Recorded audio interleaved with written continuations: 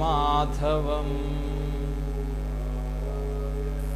സദാശിവസമാരംഭാം ശങ്കരാചാര്യമധ്യമാം അസ്മദാചാര്യപര്യന്താം വന്ദേ ഗുരുപരമ്പരാം. അജ്ഞാനതിമിരാന്ധസ്യ ജ്ഞാനാഞ്ജനശലാകയാൽ ചക്ഷുരുന്മീലിതം യേന തസ്മൈ ശ്രീ ഗുരവേ നമഃ. ഗുരവേ സർവലോകാനാം ഭിഷജേ ഭവരോഗിണാം നിധയേ സർവവിദ്യാനാം ദക്ഷിണാമൂർത്തയേ നമഃ. ത്വമേവ മാതാ ച പിതാ ത്വമേവ ത്വമേവ ബന്ധുശ്ച സഖാ ത്വമേവ ത്വമേവ വിദ്യാദ്രവിണം ത്വമേവ ത്വമേവ സർവം മമ ദേവദേവ. യോന്തഃപ്രവിശ്യ മമ വാചമിമാം പ്രസുപ്താം സഞ്ജീവയത്യഖിലശക്തിധരസ്വധാംനാ അന്യാംശ്ച ഹസ്തചരണശ്രവണത്വഗാദീൻ പ്രാണാൻ നമോ ഭഗവതേ പുരുഷായ തുഭ്യം. ഭള്ളലുള്ളിലയാത്ത നിർമ്മലതയും നിസ്വാർത്ഥമാം ഭക്തിയും ഉള്ളിൽ പെയ്തലിഞ്ഞ ഭഗവൽ സപ്താഹ പീയൂഷവും തള്ളിത്തള്ളി നിറഞ്ഞുയർന്ന മൃതമാം സൽകീർത്തിയന്മൂർത്തിയാം മള്യൂർ ശങ്കര വിപ്രവർയ സുകൃതം തുഭ്യം നമസ്തേ നിശം. സദ്ഗുരുഭ്യോ നമഃ. ഗോവിന്ദനാമ സങ്കീർത്തനം. ഗോവിന്ദ ഗോവിന്ദ. എല്ലാവർക്കും നമസ്കാരം.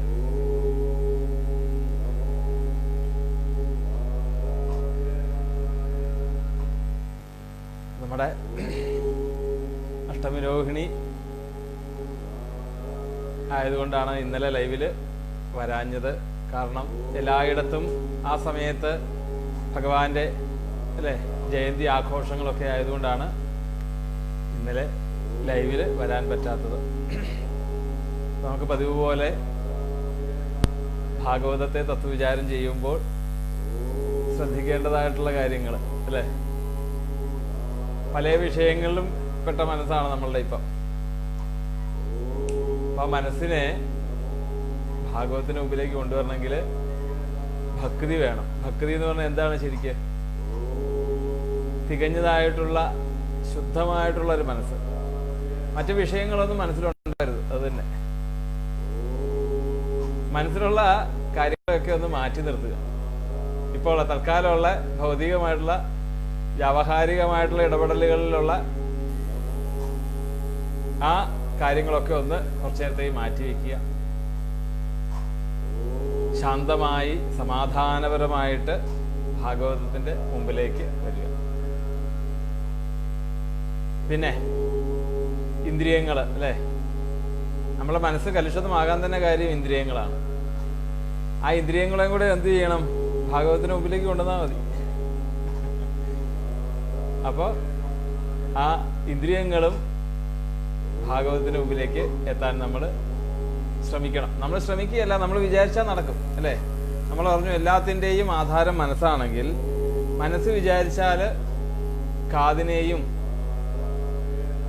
പിന്നെ നാവിനെയും മൂക്കിനെയും ഒക്കെ ഭാഗവതത്തിന് മുമ്പിലേക്ക് കൊണ്ടുവരാൻ സാധിക്കും. മനസ്സ് വിചാരിച്ചാൽ മതി. എല്ലാത്തിൻ്റെ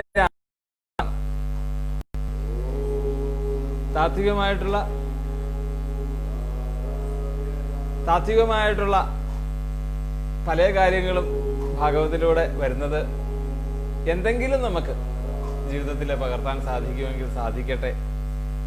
ആ ഒരു പ്രാർത്ഥനയോടുകൂടി നമുക്ക് ആരംഭിക്കാം.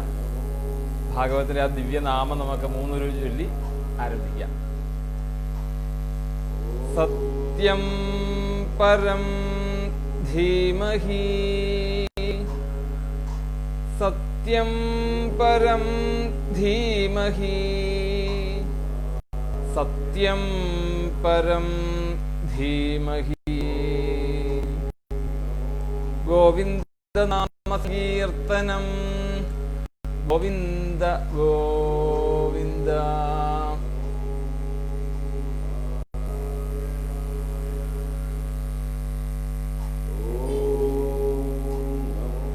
നമ്മള് എവിടെയാണ് ഇപ്പോൾ എത്തിയത്?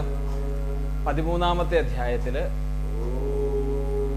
യുധിഷ്ഠിരൻ വിതുരരുമായിട്ടുള്ള സംസാരത്തിൽ നിന്നും പിന്നീട് ധൃതരാഷ്ട്രരെ കണ്ടു. ആ ധൃതരാഷ്ട്രരുടെ ശ്രേയസിന് വേണ്ടിയിട്ടാണ് അവിടെ വിതുരൻ കുറച്ചു കാലം അവിടെ താമസിച്ചു എന്ന് പറഞ്ഞു അല്ലേ. അങ്ങനെ കുറച്ചു നാൾ താമസിച്ച് ധൃതരാഷ്ട്രരെ മൈത്രേയ മഹർഷിയിൽ നിന്നും കിട്ടിയതായിട്ടുള്ള ജ്ഞാനം കൊണ്ട് വലിയേട്ടനായിട്ടുള്ള ധൃതരാഷ്ട്രരെ വേണ്ട രീതി പറഞ്ഞു കൊടുത്ത് സന്തോഷിപ്പിച്ചു അല്ലേ. യഥാർത്ഥമായിട്ടുള്ള ജ്ഞാനത്തിലേക്ക് എത്തിച്ചു ആ ധൃതരാഷ്ട്രരെ. അങ്ങനെ ആ വിതുരരുടെ ഒപ്പം ധൃതരാഷ്ട്രരും സുബലപുത്രിയായിട്ടുള്ള ഗാന്ധാരിയും ഹിമാലയത്തിലേക്ക് വടക്കേ ദിശ നോക്കിക്കൊണ്ട് ഹിമാലയത്തിലേക്ക് പോയി എന്ന് പറഞ്ഞുകൊണ്ടാണ് ഇന്നലെ. അതിനുശേഷം യുധിഷ്ഠിരൻ തൻ്റെ സന്ധ്യാവന്തനാദികള്, അഗ്നിഹോത്രം തുടങ്ങിയ കാര്യങ്ങളൊക്കെ കഴിഞ്ഞ് പതിവ് പോലെ ഗുരുനാഥന്മാരെ വന്ദിക്കുക, ഇതൊക്കെ ശാസ്ത്രാനുസാരേണ നമ്മളെ മനസ്സിലാക്കി തരികയാണ്. എന്താണ്? രാവിലെ ആദിത്യനെ മൈത്ര ഹുദാഗ്നിർ എന്നാണ് പറയുന്നത്. മൈത്രനെ വേണ്ട വിധം ഉപാസിച്ചു എന്ന് പറഞ്ഞാൽ എന്താണ് ശരിക്കും? സൂര്യനെ ഉപാസിച്ചു എന്ന് പറഞ്ഞാല് സന്ധ്യാവന്തനാദികള് മുട്ടിക്കരുതെന്നുള്ള ഒരു നിഷ്കർഷ. പിന്നീട് അതിനുശേഷം ഹുതാഗ്നിർ, അഗ്നിഹോത്രം വേണം. ക്ഷത്രിയരായാലും ബ്രാഹ്മണരായാലും ദിവസവും ഹോമകുണ്ഡത്തിൽ അഗ്നി ജ്വലിച്ചിരിക്കണം എന്നുള്ളതാണ് അല്ലേ. നമുക്ക് നമ്മൾ വിസ്തരിച്ച് ഇന്നലെ പറഞ്ഞു. പിന്നീട് ദാനങ്ങള് ചെയ്തു. ആ ദാനങ്ങള് ഒക്കെ ചെയ്തെല്ലാം കഴിഞ്ഞിട്ടാണ് ഗുരുനാഥന്മാരെ വന്ദിക്കുവാൻ വേണ്ടിയിട്ട് ആ ധൃതരാഷ്ട്രയും ഗാന്ധാരിയുടെ അടുത്തേക്ക് വന്നപ്പോഴാണ് സംഭവം അറിയുന്നത്. അവരെ കാണുന്നില്ല, സങ്കടമായി. എന്താണ് എന്നുള്ളത് അറിയില്ല. വേണ്ട രീതിയിൽ തൻ്റെ ആ പരിരക്ഷ കൊണ്ട് പരിരക്ഷ കുറഞ്ഞതുകൊണ്ടാണോ ഇനി അദ്ദേഹം അവര് എന്നെ വിട്ട് പോയത്, എന്നിലുള്ള ഒരു വിശ്വാസം നഷ്ടപ്പെട്ടോ അല്ലെ. പല രീതിയിലും ഇപ്പൊ വിശ്വാസം നഷ്ടപ്പെടാനുള്ള കാര്യമുണ്ട്. കാരണം ഇത്രയും നാളും ശത്രുപരമായിട്ട് കണ്ട ആൾക്കാരാണ് ഞങ്ങളൊക്കെ. അപ്പൊ അവരുടെ കൂടെ എങ്ങനെയാണ് കഴിയുന്നതെന്ന് വിചാരിച്ചു പോയതാണോ, എന്റെ തെറ്റാണോ? കാരണം ഇപ്പൊ തന്നെ ഈ ചക്രവർത്തി പദം എടുത്തപ്പോ തന്നെ എന്താണ്, ചക്രവർത്തി പദത്തിൽ തന്നെ തന്റെ ബന്ധുക്കളെയൊക്കെ കൊന്നിട്ട് ഈ ദേഹത്തിന് വേണ്ടിയിട്ട് അല്ലെ, ഈ ദേഹാഭിമാനത്തിന് വേണ്ടിയിട്ട് തന്റെ ബന്ധുക്കളെയൊക്കെ കൊന്നു എന്നുള്ളൊരു വിഷമം ഉള്ളിൽ നിൽക്കുകയാണ്. അപ്പൊ അങ്ങനെയുള്ള ധർമ്മപുത്രരുടെ അടുത്താണ് ഇപ്പൊ അച്ഛന്റെയും അമ്മയുടെയും സ്ഥാനത്തായിട്ടുള്ള വല്യച്ഛനും വല്യമ്മയും ഇങ്ങനെ കാണാതാകുന്നത്. നേരെ അവിടെ സഞ്ജയനുണ്ടായിരുന്നു. ധൃതരാഷ്ട്രരുടെ പേഴ്സണൽ സെക്രട്ടറി ആയിരുന്നു സഞ്ജയൻ. സദാസമയവും കൂടെ ഉണ്ടായിരുന്ന ആളാണ്. സൂതനാണ്, ധൃതരാഷ്ട്രരുടെ സൂതനാണ് സഞ്ജയൻ. സഞ്ജയനോട് ചോദിച്ചു, ഇവിടെ അദ്ദേഹം ഇവിടെ എവിടെയാണ് എൻ്റെ അച്ഛനും അമ്മയും ഒക്കെ എവിടെയാണ്, എങ്ങോട്ടാണ് പോയത് അല്ലേ? ഇപ്പൊ അച്ഛന്റെ അമ്മയുടെ സ്ഥാനമാണ് ഗാന്ധാരിക്കാണേലും ധൃതരാഷ്ട്രക്കാണേലും. എവിടെയാണ് പോയതെന്ന് ചോദിച്ചു. സഞ്ജയൻ പറഞ്ഞു, ഞാൻ അദ്ദേഹത്തിന്റെ ഏറ്റവും അടുത്ത സൂതനൊക്കെ തന്നെയാണ്. പക്ഷെ എന്നെ പോലും അദ്ദേഹം എന്നോട് പോലും പറയാതെയാണ്. അപ്പം ഈ യുധിഷ്ഠിരന്റെ ചോദ്യങ്ങളാണ്, അത് പറഞ്ഞാണ് നമ്മൾ നിർത്തിയത് അല്ലെ. എന്താണ് യുധിഷ്ഠിരൻ ചോദിച്ചത്? ഇനി എന്റെ പരിരക്ഷ കുറഞ്ഞുകൊണ്ട് ഇനി അവര് വല്ല ഗംഗയിൽ പോയി ആത്മഹത്യ പോലും ചെയ്തോ? എവിടെ പോയി എന്റെ അച്ഛനും അല്ലെങ്കിൽ ആ വല്യച്ഛനും വല്യമ്മയും എവിടെ പോയി എന്നുള്ള ചോദ്യം വരെയാണ് നമ്മൾ പറഞ്ഞത്. 33-ാമത്തെ ശ്ലോകം വരെ.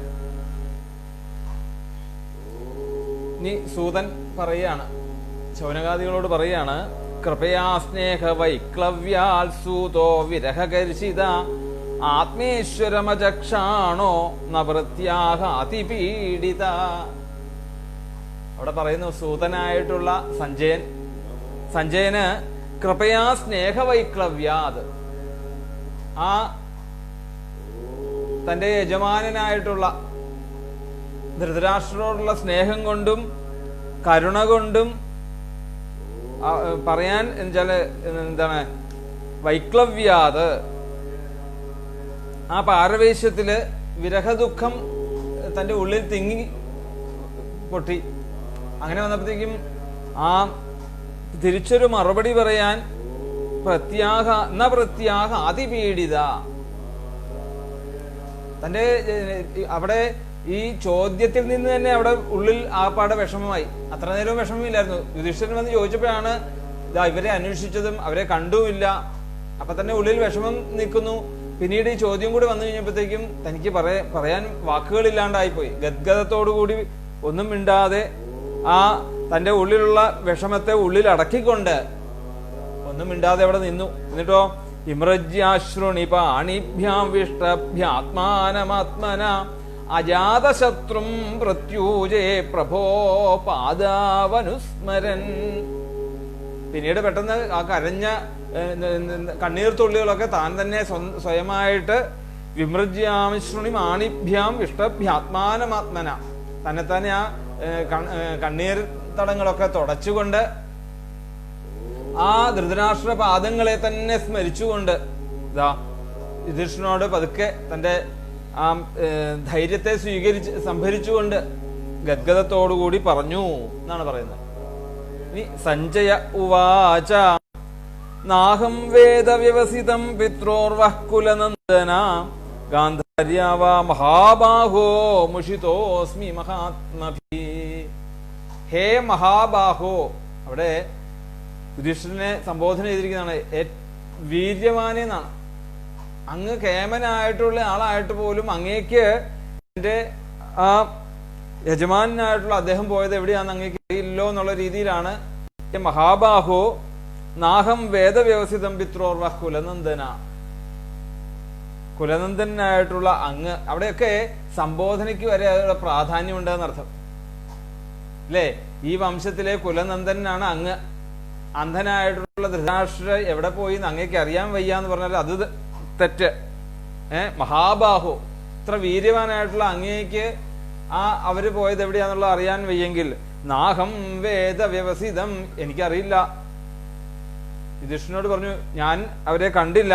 അത് തന്നെയല്ല, ആ അച്ഛനും പിത്രോർവ കുലനന്ദന മഹാബാഹോ, അവിടെ പിതാക്കന്മാരോട് പിതാവായിട്ടുള്ള ആ ധൃതരാഷ്ട്രരും മാതാവായിട്ടുള്ള ഗാന്ധാരിയും എന്നെ മുഷിതോസ്മി മഹാത്മഭി, അവര് ആ മഹാന്മാരാൽ ഞാൻ എന്താണ് മുഷിതോസ്മി, ഞാൻ വഞ്ചിക്കപ്പെട്ടു എന്ന് പറയാണ്. എന്നോട് പോലും യാതൊന്നും പറയാതെ അവരുടെ ആ ഗാന്ധാരിയും അതുപോലെ തന്നെ എൻ്റെ യജമാനായിട്ടുള്ള ധൃതരാഷ്ട്രരും ഇവിടെ നിന്നും യാത്രയായത് പോലും എവിടെയാണ് പോയതെന്ന് പോലും എന്നോട് പറയാതെ അവര് എന്നെ വഞ്ചിച്ചു എന്നാണ് പറയാ. അഥാജഗാമ ഭഗവാൻ നാരദ സഹതുംബുരു പ്രത്യുദ്ധായ അഭിവാദ്യാഹ സാനുജോഭ്യർച്ചയന്നിവ. അങ്ങനെ ഇവരുടെ വിഷാദമായിട്ടിരിക്കുന്ന സമയത്താണ് അവിടെ നാരദ മഹർഷി അവിടെ എത്തി അല്ലെ. നാരദ മഹർഷിക്ക് അറിയാം ഓരോ സ്ഥലത്തും ചെല്ലേണ്ട സമയങ്ങൾ അറിയാം. ഭക്തന്മാരുടെ വിഷമം സഹിക്ക വയ്യാതെയാണ് നാരദ മഹർഷി അവിടെ എത്തുന്നത്. എവിടെയാണല്ലോ ആരാണോ യഥാർത്ഥമായിട്ടുള്ള ഭക്തന്മാര്, ആ ഭക്തന്മാര് വേദനിക്കുന്നത് നാരദ മഹർഷിക്ക് സഹിക്കില്ല. അതാ സമയത്ത് നാരദ മഹർഷി ഒരു ഗന്ധർവനായിട്ടുള്ള തുമ്പുരുവിന്റെ കൂടിയാണ് അവിടെ ചെന്നത്. ഈ അതിബാഹു, ഹാഹാ, ഹൂഹു, തുമ്പുരു, ഇങ്ങനെ 4 പേര് ഗന്ധർവ ശ്രേഷ്ഠന്മാരാണ് അവര്. ഈ നാരദന്റെ ഉറ്റ സുഹൃത്താണ് ഈ തുമ്പുരു എന്ന് പറഞ്ഞ ഗന്ധർവൻ. ഇവര് ഒരുമിച്ച് ഗഗനചാരികളാണ്, ആകാശത്തു കൂടെ ഇവർ സഞ്ചരിക്കും. അങ്ങനെ സദാസമയവും ഇദ്ദേഹത്തിന്റെ കൂടെ, തുമ്പുരുവിന്റെ കൂടെ ഈ നാരദ മഹർഷി യാത്രയാകാറുണ്ട്. അങ്ങനെ ആ തുമ്പുരു ഗന്ധർവനോടുകൂടി അവിടെ യുധിഷ്ഠിരന്റെ അടുത്തേക്ക് എത്തി. പ്രത്യുദ്ധായ അഭിവാദ്യാഹ സാനുജോഭ്യർച്ചയെന്നിവ, അങ്ങനെ അഭിവാദ്യം ചെയ്തു, എഴുന്നേറ്റ് വന്ദിച്ചു. അങ്ങനെ പൂജിച്ചിട്ട് യുധിഷ്ഠിരൻ ഈ നാരദ മഹർഷിയോടായിട്ട് പറയുകയാണ്. യുധിഷ്ഠിര ഉവാച നാഹം വേദഗതിം പിത്രോർഭഗവൻ ക്വഗതാവിതാംബാവാഹത പുത്രാർത്താ ക്വഗതാ ച തപസ്വിനി കണധാരൈവാപാരേ ഭഗവാൻ പാരദർശക. എന്തായാലും നാരദ മഹർഷി അങ്ങയുടെ വരവ് ഏറ്റവും ഗംഭീരായി. കാരണം നമ്മള് പറയാറില്ലേ, നമുക്ക് എന്തെങ്കിലും ഒരു സന്നിഗ്ധ ഘട്ടം വരുമ്പോൾ, അല്ലെങ്കിൽ അതിന് പരിഹാരം ചെയ്യാൻ പറ്റിയ ഒരാൾ ആ സമയത്ത് നമ്മളുടെ അടുത്തേക്ക് എത്തിക്കഴിഞ്ഞാൽ നമുക്ക് എത്ര കണ്ട് സന്തോഷമാകും. അതേ ഒരു സമാധാനമാണ് യുധിഷ്ഠിരനുണ്ടായതെന്നർത്ഥം. ഈ നാരദ മഹർഷിക്ക് ഇനി ഇദ്ദേഹത്തിന്റെ ബുദ്ധിമുട്ട് അല്ലെങ്കിൽ ഇതിന്റെ ഈ കാരണം കണ്ടുപിടിക്കാൻ സാധിക്കുകയുള്ളൂ. നേരത്തെ പറഞ്ഞു, നാരദ മഹർഷി വേദവ്യാസ മഹർഷിയുടെ അടുത്ത് ചെന്നിടത്തേക്കും ചോദിച്ചു, പറഞ്ഞു. വേദവ്യാസ മഹർഷി പറഞ്ഞു അല്ലെ, ത്വംബര്യടന്നർക്കൈവത്രിരോഗീ അന്തശ്ചരാത്മ അല്ലെ, അന്തശ്ചരാ വായുരിവാത്മസാക്ഷി. അങ്ങ് ബഹിർഗമനങ്ങളിലൂടെ സൂര്യനായിക്കൊണ്ട് എല്ലാവരുടെയും പുറത്തുകൂടെയും, വായു ഭഗവാനെ പോലെ എല്ലാവരുടെയും ഉള്ളിലൂടെയും അന്തര്യാമിയായിട്ടും വർദ്ധിക്കുന്നയാളാണ് അങ്ങ്. അതുകൊണ്ട് അങ്ങേക്ക് പറയാൻ സാധിക്കും. അതാണ് ഇവിടെ യുധിഷ്ഠിരൻ പറഞ്ഞത്. അപ്പം ഇവിടെ പറയാണ്, നാഹം വേദ ഗതിം പിത്രോർ ഭഗവൻ ക്വഗതാവിത. നാരദ മഹർഷി, നാഹം വേദ, എനിക്കറിയില്ല എൻ്റെ അച്ഛന്റെ സ്ഥാനത്തായിട്ടുള്ള ആ വല്യച്ഛനായിട്ടുള്ള ധൃതരാഷ്ട്ര, അതുപോലെ തന്നെ അംബാവാ ഹതപുത്രാർത്ത, അമ്മ ആർത്താ ക്വഗതാ ച തപസ്വിനി ഹതപുത്രാർത്ത. ആ പുത്രശോകം അല്ലെ, നമ്മൾ പറഞ്ഞു അമ്മയുടെ പുത്രദുഃഖം ദിനേ ദിനേ. പുത്രദുഃഖം ഒരിക്കലും അമ്മയ്ക്ക് സഹിക്കാൻ പറ്റില്ല. അങ്ങനെ കരഞ്ഞുകൊണ്ടിരിക്കുന്ന ആ ഗാന്ധാരി ദേവിയും അതുപോലെ തന്നെ ധൃതരാഷ്ട്രനായിട്ടുള്ള എൻ്റെ വല്യച്ഛനും എവിടെ പോയി എന്നുള്ളത് നാഹം വേദ, എനിക്കറിയില്ല നാരദ മഹർഷി. കർണധാര ഇവ അപാരേ ഭഗവാൻ പാരദർശക. അതുകൊണ്ട് അവരെ എവിടെയാണ് പോയത് എന്ന് അറിയുവാൻ വേണ്ടിയിട്ട് ഒരു കപ്പിത്താനെ പോലെയാണ് ഇപ്പൊ വന്നിരിക്കുന്നത്. ഞാനിപ്പോ എന്താണ്, ഒരു ദുഃഖക്കടലിന്റെ നടുക്ക് നിൽക്കുകയാണ്. ഇപ്പൊ ഇവിടുന്ന് തന്നെ അങ്ങോട്ട് കരയ്ക്ക് അടുപ്പിക്കാൻ അങ്ങേക്ക് മാത്രമേ പറ്റുള്ളൂ. അങ്ങനെ ഒരു കർണധാര ഇവ അപാരേ, ഒരു നാവികനെ പോലെയാണ് അങ്ങയുടെ വരവ്. അതുകൊണ്ട് ഇതിനൊരു മറുകര അങ്ങ് കാണിച്ചു തന്നേ പറ്റൂ എന്ന് പറയാണ്. ഇനി അഥാ ഭഗവാൻ നാരദോ മുനിസത്തമാം മാകഞ്ചന ശുചോരാജൻ യദീശ്വരവശം ജഗൽ. നാരദ മഹർഷി ആദ്യം ഒന്ന് യുധിഷ്ഠിരനെ ഒന്ന് നോക്കി. കാരണം നാരദ മഹർഷിയെ സംബന്ധിച്ചിടത്തോളം ഭൗതികമായിട്ടുള്ള ദുഃഖത്തിനും സുഖത്തിനും ഒന്നും ഒരു കാരണവും കണ്ടുപിടിച്ച് കൊടുക്കാൻ സാധിക്കുകയില്ല അല്ലെ. എന്താണ്, ജ്ഞാനിയായിട്ടുള്ള നാരദ മഹർഷിയെ സംബന്ധിച്ചിടത്തോളം ഈ ശരീരം നശ്വരമാണെന്നുള്ള ഒരു വസ്തുത വ്യക്തമായിട്ട് നാരദ മഹർഷിക്ക് അറിയാം. അത് വേണ്ട രീതിയിൽ ആരെ ധരിപ്പിക്കും? അത് ധൃതരാഷ്ട്രയെ വേണ്ട രീതിയിൽ ധരിപ്പിക്കണം. അപ്പൊ അവിടെ തത്വാധിഷ്ഠിതമായിട്ട് മാത്രമേ, ആത്മീയമായിട്ടുള്ള രീതിയിൽ മാത്രമേ നാരദ മഹർഷി അവിടെ പറയുകയുള്ളൂ അല്ലേ. അപ്പൊ അവിടെ പറയാണ്, അഥാഭിഭാഷേ ഭഗവാൻ നാരദോ മുനിസത്തമ മാ കഞ്ചന ശുചോ രാജൻ യദീശ്വരവശം ജഗൽ. എന്തിനാണ് അങ്ങ് കരയുന്നത്? മാ ശുച, മാ കഞ്ചന ശുചോ രാജൻ യദീശ്വരവശം ഗത. ഇത് ഈശ്വരേച്ഛയല്ലേ യുധിഷ്ഠിര മഹാരാജാവേ? ഇതിൽ അങ്ങ് എന്തിനാണ് അങ്ങ് ശോചിക്കുന്നത്? എനിക്ക് മനസ്സിലാകുന്നില്ല. കാരണം അങ്ങേക്കറിയാം, ഈ ശരീരം എന്ന് പറയുന്നത് പഞ്ചഭൂതാത്മകമായിട്ടുള്ളതാണ്. ഈ ശരീരം ഈ ശരീരം നശിച്ചേ പറ്റൂ എന്നുള്ളത് അറിയാം. ധാരാളം മരണങ്ങള് അല്ലെ, അങ്ങയുടെ മുമ്പിൽ തന്നെ അങ്ങ് യുദ്ധക്കളത്തിൽ തന്നെ എത്രയോ ഗുരുജനങ്ങളായിട്ടും ബന്ധുജനങ്ങളൊക്കെ ആയിട്ട് മരിക്കുന്നത്, ഇത്രയും ആൾക്കാർ മരിക്കുന്നത് കണ്ടിട്ടും അങ്ങേക്ക് അങ്ങയുടെ ശരീരം മാത്രം നിലനിൽക്കുമെന്ന് തോന്നുന്നുണ്ടോ? അപ്പൊ ഭൗതികമായിട്ടുള്ള തുച്ഛമായിട്ടുള്ള സമയം, അതിനൊരു കാലമുണ്ട്. ആ കാലത്തെ നിയന്ത്രിക്കുന്ന ആരാണ്? അല്ലെങ്കിൽ കാലം ആരാണ്? കാലം എന്ന് പറയുന്നത് ഈശ്വരനാണ്. അതുകൊണ്ട് അങ്ങ് ഇതിനകത്ത് വിഷമിച്ചിട്ട് കാര്യമില്ല. ഈശ്വരേച്ഛ പോലെ എന്തും നടക്കുകയുള്ളൂ. ഈശ്വരേച്ഛയെ വിധി മതം നിരസിച്ചിടാമോ വിദഗ്ധന്മാർക്കും? വിദഗ്ധന്മാർക്ക് പോലും വിധിയെ നിരസിക്കാൻ സാധിക്കുകയില്ല എന്ന് പറയുകയാണത്. അപ്പം കർണധാര ഇവാപാരേ ഭഗവാൻ ഭാരദർശക, അങ്ങ് ഒരു നാവികനെ പോലെയാണ് അങ്ങ് എത്തിയത്. ഇതിനെന്താണ് അത് പറഞ്ഞിട്ടുണ്ട്. അഥാ മാ കഞ്ചന ശുചോ രാജൻ ഈശ്വരവശം ജഗൽ. അപ്പൊ ഈ ജഗത്ത് എന്ന് പറയുന്നത് പ്രകൃതിയാണെങ്കിൽ അത് മായാ സൃഷ്ടിയാണ്, അത് നശ്വരമാണത്, നശിക്കുന്നതാണ്. എന്തുകൊണ്ടാണ് അത് അങ്ങ് മനസ്സിലാക്കാത്തത്? അങ്ങ് ജ്ഞാനിയായിട്ടുള്ള ഒരു രാജാവാണ് എന്ന് അങ്ങ് നടിക്കുന്നുണ്ട്. എന്നാൽ ഈ ഒരു കാര്യത്തിൽ അങ്ങയുടെ വിഷാദം മുഴുവൻ അജ്ഞതയുടേതാണെന്നുള്ളത് ഓരോ ഘട്ടത്തിലും അല്ലെ ഭഗവാനായിട്ടും ഭീഷ്മരായിട്ടും ഒക്കെ തെളിയിച്ചു തരുന്നുണ്ട്. വീണ്ടും അങ്ങയുടെ ഈ അജ്ഞത എന്തുകൊണ്ട് വന്നു കൂടുന്നു?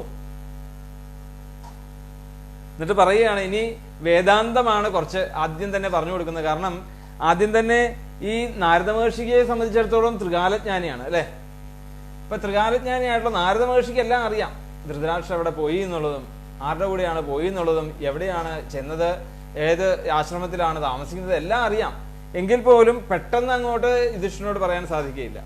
നമ്മൾ ഇന്നലെയും പറഞ്ഞു അല്ലെ, ഈ ഭഗവാന്റെ സ്വധാമഗമനോ അല്ലെങ്കിൽ യദുവംശനാശമോ ഒന്നും പെട്ടെന്ന് ആ ഭക്തന്മാരായിട്ടുള്ള യുധിഷ്ഠിരനോട് പറഞ്ഞാല് ആരും അങ്ങനെ പറയാറില്ല. നമ്മളാണേലും പറയാറുണ്ടോ? ഇല്ലല്ലോ. ഒരു മരണ വിവരം വന്നു കഴിഞ്ഞാല് അവരെ നമ്മൾ ഓരോ കാര്യങ്ങളൊക്കെ ആയിട്ടാണ്, ആശുപത്രിയിലാണ് അല്ലെ, ആദ്യം അവരെ സമാധാനിപ്പിക്കും. കാരണം ഇത് ഷോക്കാണ് ശരിക്കും. അപ്പൊ അത് വേണ്ട രീതിയിലൊക്കെ ആ അനുനയത്തിലൂടെ പറഞ്ഞ് മനസ്സിലാക്കി യുധിഷ്ഠിരനെ. എന്നിട്ട് പറയാണ്, ലോകാസപാലയസ്യമേ വഹന്തി ബലിമീശിതു സസംയുനക്തി ഭൂതാനി സയേവ വിയുനക്തിച. ഇവിടെ ലോകം എന്ന് പറയുന്നത് എന്താ ശരിക്കും? ജഗത്ത് എന്ന് പറഞ്ഞാൽ എന്താണ്? ഭഗവാന്റെ സൃഷ്ടിയാണ് എന്ന് പറഞ്ഞു അല്ലേ. അപ്പം ഭഗവാൻ സൃഷ്ടിക്കുന്ന സാധനം, ആ സാധനത്തിനെ എങ്ങനെ കൈകാര്യം ചെയ്യണമെന്ന് ആരാ തീരുമാനിക്കുന്നത്?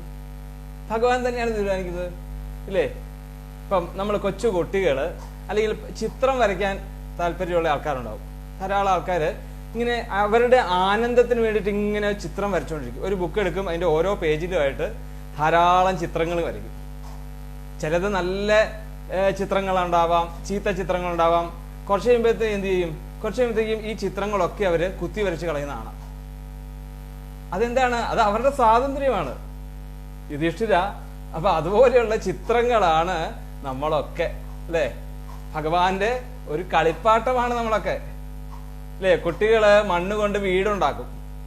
എന്നിട്ടോ ഒരു ചെറിയൊരു മനസ്സിന്റെ ഒരു മാറ്റം വന്നു കഴിഞ്ഞാൽ ഒരൊറ്റ തട്ട് തട്ടും അല്ലേ. ആ മണ്ണിലുണ്ട് ഒരൊറ്റ തട്ട് തട്ടും, ആ വീട് പൊടിഞ്ഞ് അവിടെ വീഴും. അപ്പൊ അത്രേ ഉള്ളൂ ഈ ജഗത്തിന്റെ കാര്യം, ഈ പ്രകൃതിയുടെ കാര്യം അത്രയേ ഉള്ളൂ. അതങ്ങ് മനസ്സിലാക്കാത്തത് എന്തേ? ലോകാ സപാലയസ്യമേ വഹന്തി ബലിമീശിതു. അപ്പം ഇതെല്ലാം ബലിമീശിതു എന്ന് പറഞ്ഞാല് ഈശ്വരന് ദാനമായിട്ട്, അല്ലെങ്കിൽ ഈശ്വരന്റെ വരദാനമാണ് നമ്മളൊക്കെ. അപ്പം നമ്മളെല്ലാം ഈശ്വരന് ബലിയർപ്പിച്ച് ജീവിക്കേണ്ട ആൾക്കാരാണ്. അവിടെ സസംയുനക്തി ഭൂതാനി സയേവ വിയുനക്തിച.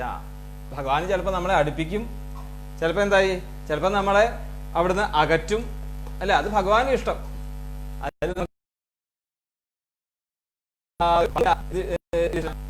നമ്മളല്ലാതെ നിയന്ത്രിക്കുന്നേ അത് തന്നെ.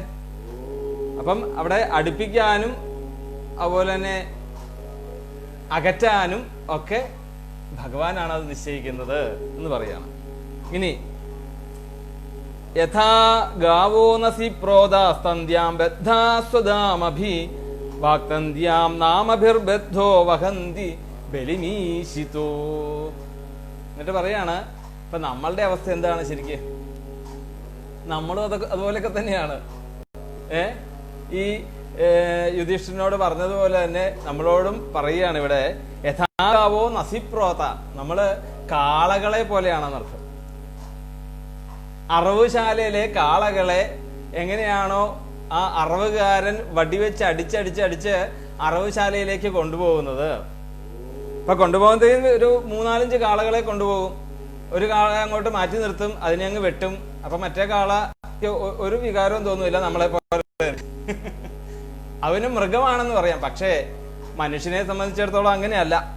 മനുഷ്യൻ അത് മനസ്സിലാക്കി പ്രവർത്തിക്കേണ്ട ആളാണ്, അല്ലേ?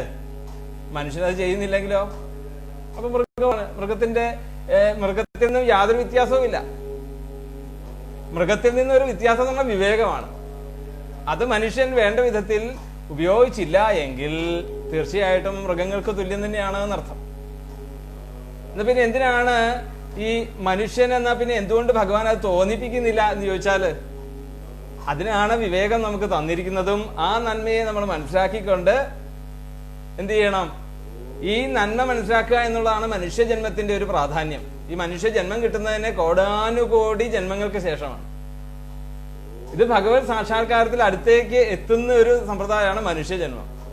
അപ്പൊ മനുഷ്യജന്മം കിട്ടിയിട്ടും നമ്മള് ഈ കാളകളെ പോലെ, അല്ലെ, മൂഢന്മാരായിട്ട് ഇത് കണ്ടിട്ടും പഠിക്കുന്നില്ലേ എന്നുള്ളൊരു രീതിയിലാണ്.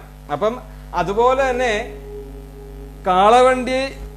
കാളകളെ കെട്ടിയിട്ടതുപോലെ തന്നെ നമ്മളും ചെറിയ ചെറിയ കയറുകളായിട്ടുള്ള ഈ കാളയെ എങ്ങനെയാ കെട്ടുക?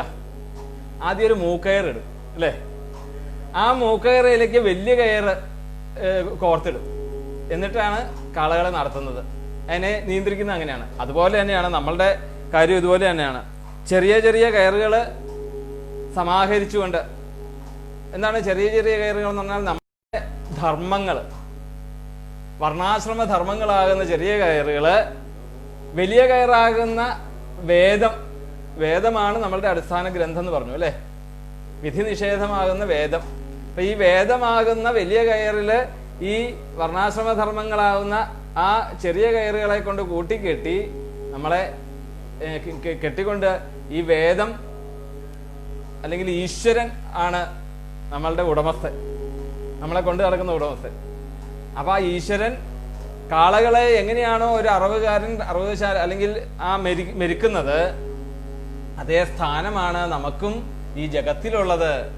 അപ്പൊ നമ്മളെ നിയന്ത്രിക്കുന്നതൊക്കെ ആരാണ്? ഈശ്വരനാണ്. അപ്പൊ നമ്മളെ നിയന്ത്രിക്കുന്ന ഈശ്വരനും പിന്നെ കയറാകുന്ന വേദം, ഈ വേദമാകുന്ന വിധി നിഷേധങ്ങൾ അടങ്ങുന്ന കയറുകൊണ്ട് നമ്മളെ ബന്ധിച്ചിട്ടിരിക്കുകയാണ്. അതാണ് അവിടെ പറയുന്നത്, വാക്തന്ത്യാം നാമവെറു ബദ്ധ വഹന്തി ബലിമീശിതു. അപ്പൊ ആ ഈശ്വരേച്ഛയ്ക്കനുസരിച്ച് നമുക്ക് മുമ്പോട്ട് പോകാൻ സാധിക്കുകയുള്ളൂ. അതിനെതിരായിട്ട് വല്ലതും പ്രവർത്തിക്കാൻ പറ്റുമോ? കാളകൾക്ക് അറവുകാരനെതിരായിട്ട് വല്ലതും പ്രവർത്തിക്കുന്നുണ്ടോ? ഇല്ല. ഒരു കാളയെ കൊല്ലുന്ന കണ്ടുകൊണ്ട് നാളെ എന്നെയും ഇത് കൊല്ലുമെന്ന് ചിന്തിക്കുന്നുണ്ടോ? ഇല്ല. അതാണ് മായ. നമ്മളത് തന്നെയല്ലേ. എത്ര ആൾക്കാര് ഈ ശരീരം ശോഷിച്ചുകൊണ്ടും അല്ലെങ്കിൽ ശരീരം നശിക്കുമെന്നുള്ളത് നമുക്ക് വ്യക്തമായിട്ട് അറിയാവുന്ന ഒരു കാര്യമാണ്. ആ ഒരു മരണസ്ഥലം കഴിഞ്ഞിട്ട് മരണ വീട്ടിൽ നിന്ന് നമ്മൾ തിരിച്ചു പോകുമ്പം നമ്മൾ ചിന്തിക്കുന്നുണ്ടോ ഒരു ദിവസം നമ്മളും ഇതുപോലെ തന്നെ ഒരു കോവണിയിൽ കയറും എന്നുള്ളത് നമ്മൾ ചിന്തിക്കുന്നുണ്ടോ? ഇല്ല. ആ ചിന്തയുണ്ടെങ്കിൽ നമ്മളുടെ മുമ്പോട്ട് ജീവിതം ഇല്ല. അപ്പോ ആ ചിന്ത നമുക്ക് ഉണ്ടായെങ്കിൽ മാത്രമേ നമ്മളുടെ അഹങ്കാരം ഉണ്ടാവുകയുള്ളൂ. അഹങ്കാരം എപ്പോഴാണ് ഉണ്ടാകുക? ശരിക്ക് നമ്മളുടെ മുകളിൽ നിയന്ത്രണം ഇല്ലാതിരിക്കുമ്പോഴാണ് നമുക്ക് അഹങ്കാരം ഉണ്ടാകുന്നത്, അല്ലേ? ഉറപ്പാണല്ലോ. നമ്മളാണ് നയിക്കുന്നതെന്ന് പറയുമ്പോഴാണ് നമുക്ക് അഹങ്കാരം ഉണ്ടാകുന്നത്. പക്ഷേ അഹങ്കാരം ഇല്ലാണ്ടാവണമെങ്കിൽ നമ്മളെ നിയന്ത്രിക്കുന്നത് ഈശ്വരനാണ് എന്നുള്ളൊരു തോന്നലില് ആ ഈശ്വര ഏച്ഛയ്ക്ക് അനുസരിച്ച് നമുക്ക് ജീവിക്കാൻ സാധിക്കുകയാണെങ്കിൽ ഒന്നിനോടും ഒരു പ്രതിപത്തിയും ഒന്നിനോടൊരു വിരോധവും നമുക്ക് ഉണ്ടാവുകയില്ല. ഏത് ശ്ലോകങ്ങൾ എടുത്താലും ഇതൊക്കെ തന്നെയാണ് അതിന്റെ മൂലമായിട്ട് പറയുക, അല്ലെ? നമ്മൾ പറയുന്നത് നമ്മളുടെ ബോധമാണ് നമ്മളെ കൊണ്ട് ഓരോന്നും ചെയ്യിക്കുന്നതെങ്കിൽ തീർച്ചയായിട്ടും നമ്മൾ ഈ ആവശ്യമില്ലാത്ത ബന്ധപ്പാടുകളൊന്നും നമ്മൾ തലയിലേക്ക് ഏറ്റെടുത്ത് വെക്കേണ്ട എന്ന് പറയുന്നു. അങ്ങനെ ഒരു വേദാന്ത തത്വമാണ് നാരദ മഹർഷി അവിടെ ആ യുധിഷ്ഠിരനെ പറഞ്ഞു മനസ്സിലാക്കുന്നത്. കാരണം എന്തുകൊണ്ട് യുധിഷ്ഠിരന് എപ്പോഴും ഈ വിഷാദം, ആ വിഷാദം ഇല്ലാണ്ടാകണം. ഈ വിഷാദം തന്നെ നമ്മുടെ കാര്യമൊക്കെ തന്നെ ഇത് തന്നെയാണ്. നമ്മൾ എന്തിനാ ഈ ദുഃഖിക്കുന്ന? ശരിക്കും നമുക്ക് എന്തെങ്കിലും ഒരു ഉത്തരവാദിത്വം ഉണ്ടോ? നമ്മളുടെ മക്കളായിക്കോട്ടെ, നമ്മളുടെ അച്ഛനായിക്കോട്ടെ, നമ്മളുടെ ഗൃഹമായിട്ടോ, നമ്മളുടെ സ്വത്തായിക്കോട്ടെ, എന്തിനെങ്കിലും നമുക്കൊരു കർത്തൃത്വം പറയാൻ പറ്റുമോ? ഇല്ല. ഭൂമി നമ്മുടെയാണോ? അല്ല. ആരെയും നമുക്ക് നമ്മളായിട്ട് സൃഷ്ടിച്ചത് നല്ലത്, അത് ഈശ്വരേച്ഛയാ സൃഷ്ടിക്കുന്നു. നമ്മള് അല്ലേ, നേരത്തെ ഭഗവാന്റെ കാര്യം പറഞ്ഞല്ലേ, ഭഗവാൻ നമ്മളെ ഓരോ കളിപ്പാട്ടം പോലെ ഇങ്ങനെ കളിപ്പിക്കുന്നു നമ്മളെ ഇട്ട്. ഭഗവാനാണ് ഇതെല്ലാം നിയന്ത്രിക്കുന്നത് എന്നുള്ള ഒരു ഉറച്ച ബുദ്ധി നമുക്കുണ്ടെങ്കിൽ നമ്മളെ ഒന്നിലും ഭയപ്പെടേണ്ട കാര്യമില്ല. ഇപ്പൊ കൊറോണയുടെ കാര്യത്തിൽ എന്തിനു ഭയപ്പെടുന്നു? ഭയപ്പെടുന്ന കാര്യമില്ല. ശരിക്കും ഭഗവാൻ സൃഷ്ടിച്ചിട്ടുണ്ടെങ്കിൽ ആ സൃഷ്ടിക്ക് അനുസരിച്ച് വേണ്ടതായിട്ടുള്ള എല്ലാം ഭഗവാൻ അവിടെ സംവിധാനങ്ങൾ ചെയ്യും. വിപ്ലവം ഭഗവാൻ ഇറക്കിയിട്ടുണ്ടെങ്കിൽ ആ വിപ്ലവത്തിനനുസരിച്ച് അവരെ നിയന്ത്രിക്കാനും ഭഗവാൻ അറിയാൻ സാധിക്കും. അല്ലെ, ദശമസ്കന്ധത്തിലൊക്കെ കാണാൻ സാധിക്കും. അവിടെ ഗോവർദ്ധന ചരിതത്തില് ഭഗവാൻ എന്ത് ചെയ്തു? ഭഗവാൻ അവിടെ ഇന്ദ്രനെതിരെ കൊണ്ട് യാഗത്തിനെതിരെ വിപ്ലവം ഇറക്കി. ശരിക്കൊരു വിപ്ലവം തന്നെയാണ്. അച്ഛാ, എന്തിനാ ചെയ്യേണ്ട? പിന്നെ എന്തിനാണ്? ആ ഗോവർദ്ധനത്തെയാണ് പൂജിക്കേണ്ടത്, ബ്രാഹ്മണരെയാണ് പൂജിക്കേണ്ടത്, പശുക്കളെയാണ് പൂജിക്കേണ്ടത്. അച്ഛാ, അപ്പൊ ഇന്ദ്രന് എതിരെ ഭഗവാൻ അവിടെ വിപ്ലവം ഇറക്കിയെന്ന് മാത്രമല്ല, പക്ഷെ അതിന് പ്രതികാരമായിക്കൊണ്ട് അല്ലെങ്കിൽ അതിന് പ്രതിപ്രവർത്തനം എന്നുള്ള രീതിയിൽ അവരെ രക്ഷിക്കുകയും കൂടി ചെയ്യുന്ന ഒരു ചുമതലയും കൂടി എടുത്തു. അല്ലെ, പ്രജകളെ പരിപാലിക്കുക എന്നുള്ള ഒരു ചടങ്ങും കൂടി ഏറ്റെടുത്തു. ഇന്നത്തെ രാഷ്ട്രീയ തന്ത്രം പോലെയല്ല എന്നർത്ഥം. വിപ്ലവം മുദ്രാവാക്യങ്ങളിൽ മാത്രം ഒതുങ്ങുന്നതല്ല, അത് ജീവിതത്തിൽ അനുഭവമായിട്ട് കാണിച്ചും കൊടുക്കുന്നർത്ഥം. അപ്പം ഇനി 42ാമത്തെ ശ്ലോകത്തില് ഇത് തന്നെയാണ് കുറച്ചുകൂടെ വിസ്തരിച്ച് പറയാണ്. യഥാ ക്രീഡോപസ്കരാണാം സംയോഗ വിഗമാവിഹ ഇച്ഛയാ ക്രീഡിതി സ്യാതാം തഥൈവേശേച്ഛയാ നൃണാം. അപ്പൊ നമ്മൾ നേരത്തെ പറഞ്ഞ പോലെ തന്നെ ചിത്രം വരയ്ക്കുന്ന കാര്യം പറഞ്ഞില്ലേ, അതുപോലെ തന്നെ ഇവിടെ പറയാണ് യഥാ ക്രീഡോപസ്കരാണാം. ഭഗവാൻ ഇങ്ങനെ കളിക്കാൻ വേണ്ടിയിട്ട് കുറച്ച് പ്രകൃതിയെ നിയമിച്ചു. ആ പ്രകൃതിയിൽ പല സാധനങ്ങൾ, ഈ നമ്മളെല്ലാവരും ഭഗവാന്റെ കളിക്കോപ്പുകളാണ്. അല്ലെ, കുട്ടികള് ക്രിക്കറ്റ് കളിക്കുവാൻ വേണ്ടിയിട്ട് സ്റ്റമ്പ്, ബേസ്, അല്ലെ, പിന്നെ ബാറ്റ്, ബോള് ഇതൊക്കെ ഇങ്ങനെ എടുത്തോണ്ട് പോയി അവർ കളിയൊക്കെ കഴിഞ്ഞു കഴിഞ്ഞാല് അത് പല സ്ഥലത്തായിട്ട് വലിച്ചെറിയും. ചിലപ്പം നല്ല സംസ്കാരമുള്ള കുട്ടികളൊക്കെ ആണെങ്കിൽ അത് സ്ഥിരമായിട്ട് വെക്കുന്ന ഒരു സ്ഥലത്ത് വെക്കും. ഇല്ലെങ്കിൽ പിറ്റേ ദിവസം രാവിലെ വൈകിട്ട് 5 മണിയാകുമ്പോഴത്തേക്ക് നോക്കും, പന്ത് എവിടെ, ബോൾ എവിടെ, ഓരോന്നും തപ്പിയെടുക്കേണ്ട ഒരു 1/2-3 മണിക്കൂർ തപ്പല പിന്നെ. അപ്പൊ അതുപോലെ തന്നെയാണ് നമ്മളെന്നർത്ഥം. യഥാ ക്രീഡോപസ്കരാണം സംയോഗ വിഗമാവിഹ. അത് ചിലപ്പം അത് ചിലപ്പോൾ യോജിപ്പിച്ചുകൊണ്ടിരിക്കും, ചിലപ്പോൾ അത് വിട്ടുപോകും. ബാറ്റ് കിടക്കുന്ന നേരത്ത് ബോൾ കാണുകയില്ല, ബോൾ കിടക്കുന്ന നേരത്ത് ബാറ്റ് കാണുകയില്ല, അല്ലെങ്കിൽ സ്റ്റമ്പ് കിടക്കുന്ന നേരത്ത് ബേസ് കാണുകയില്ല. അത് പല സ്ഥലത്തായിട്ട് കിടക്കും അത്. അപ്പൊ ഇച്ഛയാ ക്രീഡിതുസ്യാതാം തതേ വേശേച്ഛയാ നൃണാം. അപ്പൊ മനുഷ്യരെ സംബന്ധിച്ചിടത്തോളം പറയുകയാണ്, ഭഗവാനെ സംബന്ധിച്ചിടത്തോളം നമ്മൾ ബാറ്റും ബോളും സ്റ്റമ്പും ഒക്കെ തന്നെയാണ്. അത് പലയിടത്തായിട്ട് കൊണ്ടുവിടും, അത് ഭഗവാന്റെ ഇഷ്ടം അല്ലേ. കളിക്കുമ്പോ കളിസാധനങ്ങൾ വെക്കാൻ അത് ആർക്കാ അതിന്റെ അവകാശം? അത് കളിക്കുന്ന കുട്ടികൾക്ക്. ആ കുട്ടികൾ അതിന്റെ എല്ലാം സഹിച്ചോളും അല്ലേ. ആ പന്ത് പോയാല് അച്ഛനോട് ചെന്ന് പരാതി പറയല്ല, അത് പോയി കഴിഞ്ഞാൽ കളി നിർത്തും, അത് കിട്ടി കഴിഞ്ഞാൽ വീണ്ടും കളി തുടങ്ങും. അപ്പൊ അതിന് വേണ്ടതായിട്ടുള്ള അത് തന്നെയല്ല, ഇനി പന്ത് വെക്കേണ്ട സ്ഥലത്താണെങ്കിൽ സ്ഥിരം അത് വെക്കുന്ന സ്ഥലത്ത് പന്ത് വെക്കും, അപ്പൊ സ്ഥിരമായിട്ട് കളിക്കാൻ പറ്റും. അപ്പൊ എന്തുണ്ടേലും അത് കളിക്കാരൻ നോക്കിക്കോളും എന്ന് പറഞ്ഞ പോലെയാണ് നമ്മളുടെ കാര്യം. ഈ ഭഗവാന്റെ കളിക്കോപ്പുകളായിട്ടുള്ള നമ്മളെ ഭഗവാൻ ഇങ്ങോട്ട് സൃഷ്ടിച്ച് വിട്ടിട്ടുണ്ടെങ്കിൽ, അല്ലെങ്കിൽ നമ്മളിതാ ഇവിടെ പ്രകൃതിയിലേക്ക് നമ്മളെ സൃഷ്ടിച്ചു വിട്ടിട്ടുണ്ടെങ്കിൽ അതെവിടെയാണ് ജീവിക്കേണ്ടതെന്നും എന്താണ് അതിന്റെ ആഹാരം എന്തെന്നൊക്കെ അത് ആര് നോക്കിക്കോളും? ഭഗവാൻ നോക്കിക്കോളും. അതിൽ നമുക്ക് ഇടപെട്ടിട്ട് കാര്യവുമില്ല, നമുക്ക് അതിനകത്ത് യാതൊരു ഉത്തരവാദിത്വവും ഇല്ല അല്ലെ. കുട്ടികളുടെ കാര്യത്തിൽ നമുക്ക് ഇടപെട്ടിട്ട് കാര്യമുണ്ടോ? ഇല്ല. അപ്പൊ അതാണ്, വെറും നമ്മളൊരു കളിപ്പാട്ടം മാത്രമാണ് എന്ന് നമ്മൾ എപ്പോഴും ധരിക്കണമെന്നർത്ഥം. വേറൊന്നുകൊണ്ടുമല്ല, നമുക്ക് ഇതിനെ മാറ്റിയെടുക്കാൻ പറ്റുമോ? മരണത്തെ നമുക്ക് മാറ്റിയെടുക്കാൻ സാധിക്കുമോ? ഇല്ല. നമ്മുടെ ബന്ധുക്കളെ നമ്മൾ ഏറ്റവും അടുത്തിരിക്കുന്നവരായിരിക്കും. ചിലപ്പം ഈ പറഞ്ഞ പോലെ പെട്ടെന്ന് ഒരു ശ്വാസത്തില് എന്നെ വിട്ടു പോയി എന്നങ്ങ് പറയുമ്പോഴത്തേക്കും നമ്മൾ പെട്ടെന്ന് അങ്ങോട്ട് അത്ഭുതപ്പെടുക. എന്തിനാ അത്ഭുതപ്പെടുന്നത്? ഒരിക്കലും അത് നശ്വരമായിട്ടുള്ള കാര്യമാണത്. അത് എപ്പോ വേണേലും പോവാം. ഈ ശ്വാസം മുകളിലോട്ടെടുത്ത ശ്വാസം പുറത്തേക്ക് പോകണമെങ്കിൽ അതിന് നമുക്ക് നമ്മുടെ കഴിവല്ല പുറത്തേക്ക് പോകുന്നത്, അത് ഈശ്വരേച്ഛ കൊണ്ട് മാത്രമേ അത് സാധിക്കുള്ളൂ. അപ്പൊ ഈശ്വരനാണ് നിശ്ചയിക്കുന്നത് എന്ന് അവിടെ പറയുകയാണ്. 43-ാമത്തെ ശ്ലോകം നോക്കാം. യന്മന്യസേ ധ്രുവം ലോകം അധ്രുവം വാ നചോഭയം സർവഥാ നഹി ശോച്യാസ്തേ സ്നേഹാദന്യത്ര മോഹജാത്. ഇനി പറയാണ്, ഇവിടെ പല ആൾക്കാരാണ് അവിടെ ഉള്ളത്. ഈ ലോകം തന്നെ പല രീതിയിലുള്ളതാണ്. ഒന്ന് നിത്യമായിട്ടുള്ള ലോകം, നിത്യത ലോകം, ധ്രുവം ലോകം അധ്രുവം വാ നചോഭയം. അപ്പം നിത്യം അനിത്യം രണ്ട് രീതിയില്. നിത്യം എന്ന് പറയുന്നത് എന്താണ്? ശരിക്ക് ഈ പറഞ്ഞതായിട്ടുള്ള നമ്മൾ കളിക്കോപ്പുകളായിട്ടുള്ള യന്ത്രങ്ങളാണ് ഭഗവാന്റെ എന്ന് മനസ്സിലാക്കിക്കൊണ്ട് യഥാർത്ഥമായിട്ടുള്ള ഈ അഭൗതികമായിട്ടുള്ള സുഖങ്ങളെയൊക്കെ ത്യജിച്ചുകൊണ്ട് യഥാർത്ഥ സുഖത്തെ മനസ്സിലാക്കിക്കൊണ്ട് അതിനു വേണ്ടിയിട്ട് ത്യജിക്കുന്ന അവരാണ് നിത്യമായിട്ടുള്ള, നിത്യാനന്ദമായിട്ടുള്ള അല്ലെങ്കിൽ ശാശ്വതമായിട്ടുള്ള സത്യത്തെ മനസ്സിലാക്കുന്ന അങ്ങനെ ഒരു കൂട്ടര്. പിന്നെ അധ്രുവം എന്ന് പറഞ്ഞാൽ എന്താണ്? നിത്യത ഇല്ലാത്ത അനിത്യമായിട്ടുള്ളത്. അനിത്യമായിട്ടുള്ളത് എന്ന് പറഞ്ഞാൽ എന്താണ്? ഈ ഭൗതികമായിട്ടുള്ള എല്ലാത്തിനെയും വിശ്വസിച്ച് അതിനി നിരന്തരവും ഭൗതികമായിട്ടുള്ള വസ്തുക്കൾ നശ്വരമാണെന്ന് അറിഞ്ഞാൽ പോലും വീണ്ടും അതിനെ ആരാധിക്കുക. എന്നിട്ട് എന്തായി? അത് അതിന്റെ സമയം നഷ്ടപ്പെടുമ്പോഴത്തേക്കും വെറുതെ വേവലാതി ഉണ്ടാകുക, അല്ലേ? അപ്പൊ യഥാർത്ഥ അജ്ഞതയിൽ ജീവിക്കുന്നവരാണ് അനിത്യം എന്ന് പറയുന്നത്, അധ്രുവം എന്ന് പറയുന്നത്. വാ നചോഭയം, നച്ച ഉഭയം. ഇനി അത് തന്നെയല്ല, ഇത് രണ്ടും അല്ലാത്തവരും ഉണ്ട്. ഇത് രണ്ടും അല്ലാത്തവര് ഉണ്ട് എന്ന് പറയാണ്. അത് എന്തുകൊണ്ടാണ് അങ്ങനെ പറയാൻ കാര്യം? ഭഗവാന്റെ പ്രകൃതി എന്ന് പറയുന്നത് അതും ഭഗവാന്റെ അനന്യ ശക്തിയാണ്. ഇവിടെ നമ്മൾ പറഞ്ഞു, ഇവിടെ മായയെ എന്തിനാണ് ഭഗവാൻ സൃഷ്ടിച്ചതെന്ന് ചോദിച്ചാൽ എന്തിനാണ്? ഈശ്വരൻ എന്താണെന്ന് മനസ്സിലാക്കി തരണമെങ്കിൽ മായ വേണം, അല്ലേ?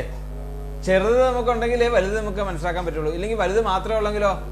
അപ്പൊ വലുത് നമുക്ക് അറിയാൻ പറ്റുമോ? ഇല്ല. അപ്പൊ അതിനു വേണ്ടിയിട്ട് മായയെ ഇവിടെ സൃഷ്ടിച്ചു കഴിയുമ്പോൾ ഇവിടെ ഇപ്പം ആത്മീയമായിട്ടും ഭൗതികമായിട്ടും രണ്ട് രീതിയിലും ഇവിടെ സൃഷ്ടി ഉണ്ട്.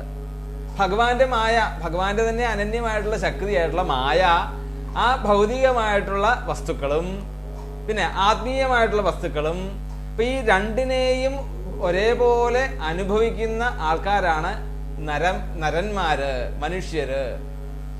അതെന്തിനാണത്?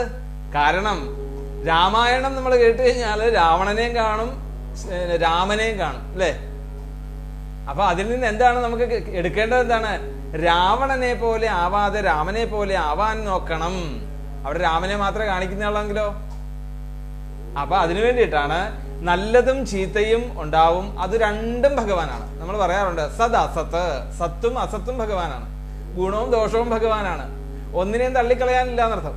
അപ്പൊ അതിൽ നിന്ന് വേണ്ടതിനെ സ്വീകരിക്കുക എന്നത് മാത്രമാണ് ഇതിൽ നിന്ന് മനസ്സിലാക്കേണ്ടതെന്നർത്ഥം. അപ്പൊ അങ്ങനെ രണ്ട് രീതിയിലും ഉള്ള ആൾക്കാരും ഉണ്ടെന്നർത്ഥം. എങ്ങനെ? ന്യായമായിട്ടുള്ളതും അധ്രുവമായിട്ടും ഈ രണ്ടിലും പെടാത്ത ആൾക്കാർ, കുറച്ച് ആത്മീയമായിട്ടുള്ള ഉന്നമനത്തിലേക്ക് എത്തുക, എന്നാൽ കുറച്ച് ഭൗതികത വിടാതെ ഇരിക്കുക. ഏകദേശം പറഞ്ഞു കഴിഞ്ഞാല് നമ്മളുടെയൊക്കെ അവസ്ഥ ഏകദേശം, അല്ലേ? നമ്മള് ഗംഭീരമായിട്ടൊക്കെ നമ്മൾ പറയും എല്ലാവരെയും സ്നേഹിക്കണം, അതാണ് ഈശ്വരനാണ്, അല്ലേ? എല്ലാവരിലും ഈശ്വരനുണ്ട് എന്നൊക്കെ പറയും. കുറച്ചങ്ങോട്ട് ഈ പറഞ്ഞങ്ങ് തീരുന്ന സമയത്തായിരിക്കും എന്തെങ്കിലും ഒരു കാര്യം തനിക്ക് എതിരായിട്ട് വന്ന് അപ്പൊ ദേഷ്യം വരികയായി. ഇവിടെ ആ ക്രോധം വന്നാൽ നമ്മൾ മനസ്സിലാക്കിയാൽ മതി നമുക്ക് ഇതിൽ രണ്ടിലും പെടാത്ത ആളാന്ന് പറഞ്ഞാൽ. അപ്പൊ ഇങ്ങനെ മൂന്ന് തരത്തിലുള്ള ആൾക്കാരാണ് ഇവിടെ ഉള്ളത്. സർവദാ നഹിശോച്യാസ്തേ സ്നേഹാദന്യത്ര മോഹജാൽ. എന്തൊക്കെയായാലും ഇപ്പം മൂന്ന് രീതിയിലുള്ള ആൾക്കാരൊക്കെ ഇവിടെ ഉണ്ടെങ്കിലും യുധിഷ്ഠിര ഇതിലൊന്നും നഹി ശോച്യാസ്തേ സ്നേഹാദന്യത്ര മോഹജാത്. അവിടെ ഒരിക്കലും ഒരു ബന്ധനം കൊണ്ടല്ലാതെ അല്ലെങ്കിൽ ഒരു സ്നേഹം കൊണ്ടല്ലാതെ അവിടെ ഒരു ദുഃഖം അവിടെ ഉണ്ടാവുന്നില്ല, അല്ലേ? അപ്പൊ യഥാർത്ഥത്തില് എന്തിനോടെങ്കിലും ഒരു ഒട്ടലുണ്ടോ, ആ ഒട്ടലാണ് തന്നെ ദുഃഖത്തിലേക്ക് കൊണ്ടുവരുന്നത്. ഈ ബന്ധനമാണ്. സ്നേഹാത് അന്യത്ര മോഹജാത്. തന്റെ മോഹത്താല ഉണ്ടായിട്ടുള്ള ഈ സ്നേഹമാണ് അങ്ങയുടെ വിഷാദത്തിന് കാരണമായിട്ടുള്ളത്. ഈ സ്നേഹത്തിൽ എന്ത് അർത്ഥം ഇരിക്കുന്നു എന്നാണ് നാരദ മഹർഷിയുടെ ചോദ്യവും. അപ്പം ഏത് രീതിയിലായാലും നിത്യമായിട്ടുള്ളതും അനിത്യമായിട്ടുള്ളതും, ഇനി അതല്ല രണ്ട് രീതിയിലും അല്ലാതെ നിൽക്കുന്ന ആൾക്കാരനാണേലും വിഷാദത്തിന് യാതൊരു വഴിയും ഇവിടെ ഇല്ല. കാരണം ജനിച്ചോ ശരീരമാണോ അതിന് നാശമുണ്ട് എന്നുള്ളത് പ്രകൃതി നിയമമാണ്. ഇനി അതിന്റെ പേരിൽ എന്തിനു വിഷാദം ഉണ്ടാവുന്നു? അങ്ങയുടെ ശരീരവും ഇനി കുറച്ച് കഴിയുമ്പോഴത്തേക്ക് നശിക്കും. അങ്ങനെ അവിടെ പറഞ്ഞു കൊടുക്കുകയാണ് നാരദ മഹർഷി. എന്നിട്ടോ തസ്മാജ്ഞവൈക്ലവ്യമജ്ഞാനകൃതമാത്മന കഥം ഹ്യനാഥ കൃപണാവർത്തേരംസ്തേചമം. ഇനി അങ്ങ് എന്തിനാണ് ഈ ദുഃഖിക്കുന്നത് ശരിക്ക്? അല്ലേ? എന്താണ് വാർദ്ധക്യം വന്ന് പ്രായാധിക്യമായിട്ടുള്ള ധൃതരാഷ്ട്ര, ഇനി അദ്ദേഹത്തിന്റെ എന്താണ് യഥാർത്ഥമായിട്ട് ശരിക്കും പറഞ്ഞാൽ എല്ലാ അംഗങ്ങളും അദ്ദേഹത്തിനുണ്ടോ? ഇല്ല. അംഗവൈകല്യം വന്നിട്ടുള്ള ആള്, അന്ധനായിട്ടുള്ള ആള്, അല്ലേ? അതുപോലെ തന്നെ അവശതയായിട്ടുള്ള ആള്, ഇപ്പൊ പുത്രദുഃഖം ഉണ്ടായിട്ട് അല്ലെ എല്ലാത്തിൽ നിന്നും എന്താണ് ദുഃഖം മാത്രമേ ഉള്ളൂ ഇപ്പം. അപ്പൊ ആ പുത്രന്മാര് പോയതിന്റെ ദുഃഖം, അന്ധത, പ്രായം, അവശത, പിന്നെയോ ഇന്നിപ്പം ആരും തന്നെ തന്റെ കൂടെ ഇല്ല എന്നുള്ള ഒരു അനാഥത്വം. ഇങ്ങനെ പല രീതിയില് നോക്കിക്കഴിഞ്ഞാല് കരുണ അർഹിക്കപ്പെടേണ്ട ഒരാളാണ് ഈ ധൃതരാഷ്ട്ര, അങ്ങയുടെ പിതാമഹൻ. ഇത് ഓർത്തിട്ടാണ് അങ്ങയുടെ വിഷമമെങ്കിൽ കഷ്ടമാണ് എൻ്റെ യുധിഷ്ഠിര. ആ യുധിഷ്ഠിരനോട് പറയാണ്, അതാണ് അങ്ങയുടെ ആശങ്ക, അല്ലേ? ഈ പറഞ്ഞ കാര്യങ്ങൾ, ഈ ഒരു ഒട്ടലാണ്, ഈ ഒരു ബന്ധനമാണ് അങ്ങേക്ക് ഇന്നുണ്ടായിട്ടുള്ള ആശങ്ക, അല്ലെങ്കിൽ അങ്ങയുടെ ഉള്ളിലുണ്ടാകുന്ന വിഷാദം അതാണ്. അതുകൊണ്ട് യുധിഷ്ഠിര, അങ്ങനെ കഥം ഹ്യനാഥ കൃപണ വർത്തേരംസ്തേചമംവിന, ആ അതിന്റെ പേരിലുള്ള വിഷാദമാണെങ്കിൽ അത് ഉപേക്ഷിച്ചോളൂ. വർത്തേരംസ്തേ ചമാംവിന തസ്മാൽ ജഹി അംഗവൈക്ലവ്യ. ഹേ അംഗ എന്നാണ് അവിടെ വിളിക്കുന്നത്. പ്രിയപ്പെട്ടവനെ, ജഹി ഉപേക്ഷിച്ചോളൂ. ആ സ്നേഹബന്ധമാണ് അങ്ങയുടെ വിഷാദത്തിന് കാരണമെങ്കിൽ അതിൽ യാതൊരർത്ഥവുമില്ല. എന്തർത്ഥമാണ് അതിലുള്ളത്? നീ അങ്ങ് വിചാരിച്ചു കഴിഞ്ഞാൽ ഇദ്ദേഹത്തിന്റെ ശരീരത്തെ ഇല്ലാണ്ടാക്കാൻ സാധിക്കുമോ? ഇനി അത് തന്നെയല്ല, ഇനി അങ്ങേക്ക് എന്താണ് ഇത് മുഴുവൻ സമയത്തും അങ്ങയുടെ കൂടെ അല്ലെങ്കിൽ ഈ അദ്ദേഹത്തിന്റെ കൂടെ തന്നെ ഉണ്ടാവും എന്ന് അങ്ങ് വിചാരിക്കുന്നുണ്ടോ? അപ്പൊ ശരീരം എന്ന് നശ്വരമാണ് എന്നുള്ളത് ഉറപ്പിക്കുക. അപ്പൊ 45 കാലകർമ്മ ഗുണാധീനോ ദേഹോയം പാഞ്ചഭൗതിക കഥമന്യാം സുഗോപായേ സർപ്പഗ്രസ്തോ യഥാപരം. നമ്മൾ എപ്പോഴും പറയുന്ന ഒരു ഉദാഹരണമാണ് ഇവിടെ നാരദ മഹർഷി യുധിഷ്ഠിരന് പറഞ്ഞു കൊടുത്തിട്ടുള്ളത്. കാലകർമ്മ ഗുണാധീനോ ദേഹോയം പാഞ്ചഭൗതിക. കാലത്തെ പഞ്ചഭൂതാത്മകമായിട്ടുള്ള ഈ ശരീരം, ഈ ഗോവിന്ദനാമ സങ്കീർത്തനം ഗോവിന്ദ ഗോവിന്ദ, അല്ലെ? ഇപ്പൊ പറഞ്ഞ പോലെ തന്നെയായി കാലകർമ്മ ഗുണാധീനോ, അല്ലെ? നമ്മളുടെ അടുത്തല്ല ഈ നെറ്റ്വർക്കിന്റെ പ്രോബ്ലം അതുപോലെയൊക്കെ തന്നെയാണ്. ഇപ്പൊ കാലകർമ്മ ഗുണാധീനോ ദേഹോയം പാഞ്ചഭൗതിക. അപ്പൊ ഈ 5 വസ്തുക്കളെ കൊണ്ട് നിർമ്മിച്ചതായിട്ടുള്ള ഈ പ്രകൃതി അല്ലെങ്കിൽ ശരീരം, ഇത് ഓരോ കാലത്തിനും ഗുണത്തിനും, അല്ലെ നമ്മളെ ത്രിഗുണങ്ങളായിട്ടുള്ള സത്വഗുണം, രജോ ഗുണം, തമോ ഗുണം, ഈ 3 ഗുണങ്ങൾക്കും അധീനമായിക്കൊണ്ടാണ് ഈ വസ്തുക്കളൊക്കെ നിൽക്കുന്നത്, പ്രകൃതി മുഴുവൻ നിൽക്കുന്നത്. അത് ഏത് രീതിയിലാണെങ്കിലും, കാലം കൊണ്ടാണെങ്കിലും ഗുണങ്ങളെ കൊണ്ടാണെങ്കിലും അതിനെ നശിപ്പിക്കുവാനോ അല്ലെങ്കിൽ അതിൽ നിന്ന് ഈ ഗുണത്തിൽ നിന്നും നമ്മളെ അതിനെ രക്ഷപ്പെടുത്തുവാനോ നമുക്ക് സാധ്യമല്ല. അതതിന്റെ പ്രകൃതി, അതിന്റെ നിയമം കാണിക്കും അത്, അല്ലേ? ത്രിഗുണങ്ങളായിട്ടുള്ള സത്വഗുണം, രജോ ഗുണം, തമോ ഗുണം, ഇതിങ്ങനെ മാറി മാറി വന്നുകൊണ്ടിരിക്കും. ഇനി സത്വഗുണാതീതനല്ല, സത്വഗുണത്തിലേക്ക് എത്തി ജ്ഞാനികളായിട്ടുള്ള ധാരാളം ആൾക്കാര് ഒരു നിമിഷ നേരം കൊണ്ട് തമോ ഗുണപ്രധാനിയായിട്ട് മാറും. അപ്പൊ അതൊന്നും ഒരിക്കലും നമ്മളുടെ ഇതിലുള്ള ഇതൊക്കെയാണ്, ഈശ്വരനാണ് ഇതിനെയൊക്കെ നിയന്ത്രിക്കുന്നത്. എപ്പോഴും നമ്മുടെ ഗുണം മാറിക്കൊണ്ടിരിക്കാം അല്ലേ? നമ്മൾ ഈ പറഞ്ഞുകൊണ്ടിരിക്കുന്ന ഈ തത്വങ്ങളായിരിക്കില്ല ചിലപ്പോൾ നമ്മൾ നാളെ ചിലപ്പോൾ ഈശ്വരൻ ഒന്ന് മറിച്ചിട്ട് കഴിഞ്ഞാൽ തീർന്നു. അത്രയേ ഉള്ളൂ നമ്മുടെ കാര്യം. നമുക്കിത് പറയാമെന്ന് മാത്രം. നമ്മളുടെ ഇന്നത്തെ സ്വഭാവമായിരിക്കില്ല നാളെ ചിലപ്പോൾ ഉണ്ടാകുന്നത്.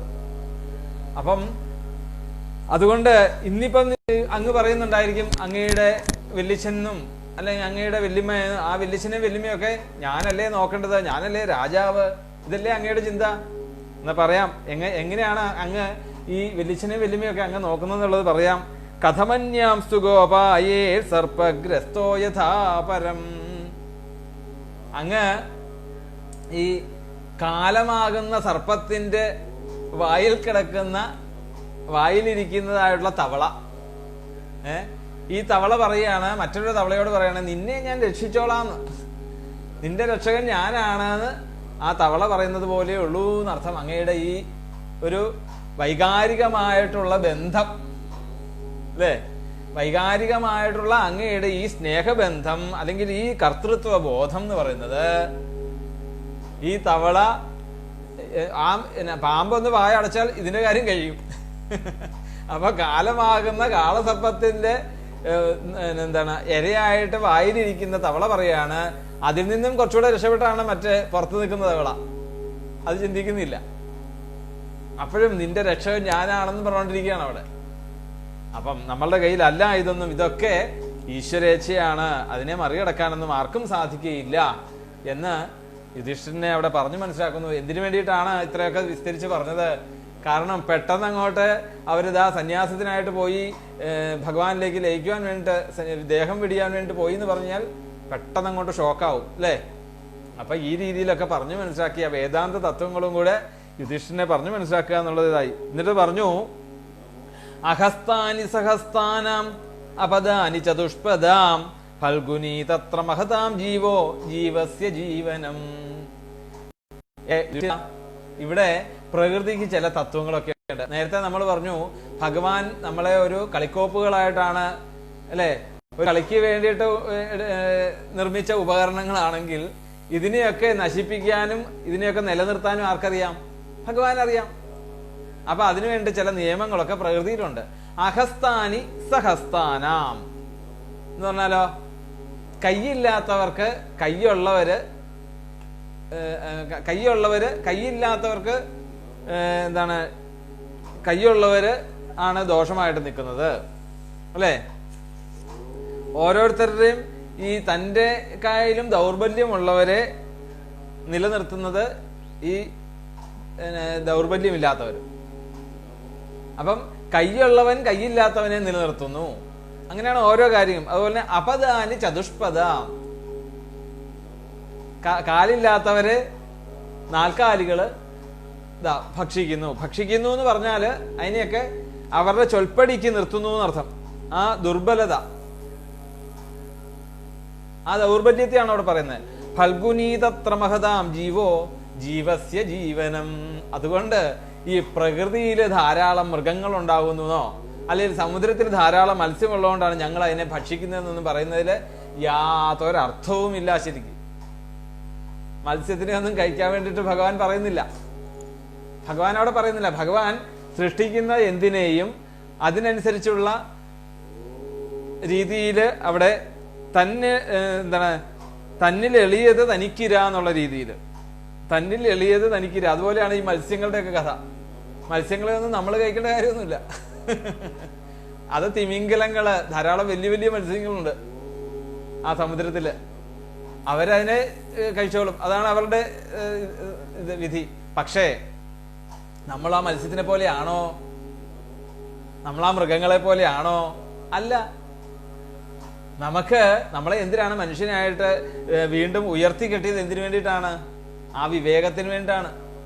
അപ്പം ആ വിവേകം വ്യക്തമായിട്ട് നമ്മൾ വേണ്ട രീതിയിൽ ഉപയോഗിച്ചിട്ട് ഈ മാംസഭോജനത്തിൽ നിന്നും ഒക്കെ വിട്ട്, മാംസഭോജനത്തിൽ നിന്നും വിടുക എന്ന് പറഞ്ഞാൽ തന്നെ എന്താണ് ശരിക്കും അവിടുത്തെ ഒരു സത്യം? എന്താണ്? നമുക്ക് ആ യഥാർത്ഥമായിട്ടുള്ള തത്വത്തെ നമ്മൾ നമസ്കരിക്കുന്നുണ്ടെങ്കിൽ അല്ലെ, ശുദ്ധതയെ നമ്മൾ നമസ്കരിക്കുന്നുണ്ടെങ്കിൽ എല്ലാത്തിലുമുള്ള ആ ഒരു ഈശ്വര തത്വത്തെ നമ്മൾ മനസ്സിലാക്കുന്നുണ്ട് എങ്കിൽ തീർച്ചയായിട്ടും ആ മത്സ്യത്തിന്റെ ജീവനെയും നമ്മൾ, അല്ലെങ്കിൽ ആ ഏതിന്റെ ആയാലും ഒരു ജീവിയുടെ ജീവന് നമ്മൾ യഥാർത്ഥ വില കൊടുക്കുന്നുണ്ടെങ്കിൽ തീർച്ചയായിട്ടും നമുക്ക് ആ ഒരു വിവേകം ഉണ്ടാവണം. ആ വിവേകത്തോടുകൂടി നമ്മൾ ആ വെജിറ്റേറിയൻസ്, അല്ലെങ്കിൽ എന്താണ് മറ്റേ ഫലങ്ങളും പച്ചക്കറികളും ഒക്കെ, അതിനായിട്ടാണ് ഭഗവാൻ ഇങ്ങനെയുള്ള ഒരു സംവിധാനം ആക്കിയത്. ഇനി ചോദിക്കാൻ, തിരുമേനി അങ്ങനെയാണെങ്കിൽ ഈ സസ്യങ്ങളും ജീവനുള്ള വസ്തുക്കളല്ലേ? അതെ, പക്ഷേ അതിന്റെ ഫലങ്ങളെ എടുക്കാൻ പറയുന്നുള്ളൂ, വേരോടെ എടുക്കാൻ പറയുന്നില്ല അവിടെ. അല്ലേ? നമ്മൾ സസ്യങ്ങളുടെ ഫലങ്ങളെ നമ്മൾ എടുക്കുന്നു, സസ്യത്തെ നമ്മൾ നശിപ്പിക്കുന്നില്ല. നമ്മളുടെ നഖം വളർന്നു കഴിഞ്ഞാൽ ഈ നഖം വെട്ടിക്കഴിഞ്ഞാൽ കുഴപ്പമുണ്ടോ? ഇല്ല. മാവ് വളർന്നു വന്നാൽ മാവിന്റെ മാങ്ങ എടുക്കാന്നുള്ളത് അത് എടുക്കാം, കാരണം വെച്ചാൽ അത് വീണ്ടും ഉണ്ടാകും. അതുകൊണ്ട് മാവ് വെട്ടാൻ പറയുന്നില്ല. അല്ലേ? ചീര നടാം, ചീരയിലെ ഇല എടുക്കാം നമുക്ക്. അല്ലാതെ അപ്പം അത് നിങ്ങൾ ചോദിക്കും, ഇപ്പൊ അങ്ങനെയാണെങ്കിൽ ഈ പച്ചക്കറികളൊക്കെ തിരുമേനി ജീവനുള്ള വസ്തുക്കളാണ്, അപ്പൊ അതിൽ നിന്ന് എടുക്കാവുന്നത് മാത്രമേ എടുക്കാവുള്ളൂ, അതിന്റെ ജീവൻ നശിപ്പിക്കാൻ പറയുന്നില്ല. പിന്നെയോ? അപ്പൊ അങ്ങനെ പറയുകയാണ്. അപ്പൊ അതുകൊണ്ട് ഈ പ്രകൃതിയിലുള്ള എല്ലാ വസ്തുക്കളും പരസ്പരം ജീവോ ജീവസ്യ ജീവനം എന്നാണ് പറയുന്നത്. ഒരു ദൗർബല്യമുള്ള ഒരാളാണ് ദൗർബല്യമില്ലാത്ത ഒരാളുടെ രക്ഷ എന്ന് പറയുകയാണ്. അവരുടെ രക്ഷ ദൗർബല്യമുള്ളവരാണ്. അപ്പൊ അത് പ്രകൃതി നിയമം അനുസരിച്ച് അത് ഇല്ലാണ്ടായിക്കോളും. അതിനുവേണ്ടി നമ്മൾ ഏറ്റെടുത്ത് നടത്തേണ്ട അർത്ഥം, അതിനെ നിയന്ത്രിക്കേണ്ട അർത്ഥമില്ല. അത് ഭഗവാൻ ഈശ്വരൻ നടത്തിക്കോളും. അപ്പം പറഞ്ഞു വന്നു കഴിഞ്ഞാല്, അതായത് ഒരാളുടെ ഒരു ജീവനോപായം മറ്റൊരു ജീവനാണ് എന്ന് പറയാണ്. അല്ലേ? പാമ്പിന് തവള ഒരു ജീവനോപായമാണ്. അപ്പൊ എന്തായി? ഒരു ജീവന് ശരിക്കും പറഞ്ഞാൽ എന്താണ്? ഈ പാമ്പിന്റെ ഉള്ളിലുള്ള ജീവനും ഈ തവളയുടെ ഉള്ളിലുള്ള ജീവനും ഈശ്വരൻ തന്നെയാണ്. അല്ലേ? അപ്പം ആ പാമ്പിന് തവള ഒരു ആഹാരമാകുകയാണെങ്കിൽ അപ്പം ജീവനോപായം മറ്റൊരു ജീവൻ തന്നെയാണ് എന്ന് പറയാണ്. അതുകൊണ്ട് അതിന്റെ പേരിലൊന്നും അങ്ങ് വിഷമിച്ചിട്ട് കാര്യമില്ല. അപ്പൊ യഥാർത്ഥമായിട്ടുള്ള വസ്തുത യുധിഷ്ഠിരനെ പറഞ്ഞ് ധരിപ്പിക്കുകയാണ് അവിടെ. സോയമദ്യ മഹാരാജ ഭഗവാൻ ഭൂതഭാവന കാലരൂപോവതീർണോസ്യാം അഭാവായ സുരദ്വിഷാം. അതുകൊണ്ട് മഹാരാജാവേ പറയാണ് ഇവിടെ ഭൂതഭാവന. എന്നാലോ? ഭൂതങ്ങളെ ആഗ്രഹിക്കുന്നവൻ. ഭൂതങ്ങളെ ഭാവന എന്ന് പറഞ്ഞാൽ എന്താണ്? ഭാവന എന്ന് പറഞ്ഞാൽ ശരിക്കും മംഗളം എന്നാണ് അർത്ഥം. ഭാവന ചെയ്യുക എന്ന് പറഞ്ഞാൽ അതിനെ വേണ്ട രീതിയിൽ സംരക്ഷിക്കപ്പെടുക. അപ്പൊ ഇവിടെ ഈ ഭൂതഭാവന എന്ന് പറഞ്ഞാൽ ഈ പ്രകൃതിയിൽ ഉണ്ടായിട്ടുള്ള, ഭൂതം എന്ന് പറഞ്ഞാൽ ഭൂമിയിൽ ഉണ്ടായ സാധനങ്ങളിൽ നിന്നാണ് ഭൂതങ്ങൾ എന്ന് പറയുന്നത്. അപ്പൊ ഭൂതഭാവന എന്ന് പറഞ്ഞാൽ ഈ ഭൂതങ്ങളെ അല്ലെങ്കിൽ ഉണ്ടായിട്ടുള്ള വസ്തുക്കളെയൊക്കെ അനുഗ്രഹിക്കുന്നവനും കാലരൂപോവതീർണോസ്യാം അഭാവായ സുരദ്വിഷാം. അങ്ങനെ അനുഗ്രഹിക്കുന്നതായിട്ടുള്ള ഭഗവാൻ, ആ ഭഗവാൻ തന്നെയാണ് ആര്? കാലസ്വരൂപൻ. അപ്പൊ കാലസ്വരൂപനായിട്ടുള്ള ഭഗവാൻ, കാലസ്വരൂപനുമായിട്ടുള്ള ആ ഭഗവാൻ സുരദ്വിഷാം അവതീർണോസ്യാം അഭാവായ സുരദ്വിഷാം.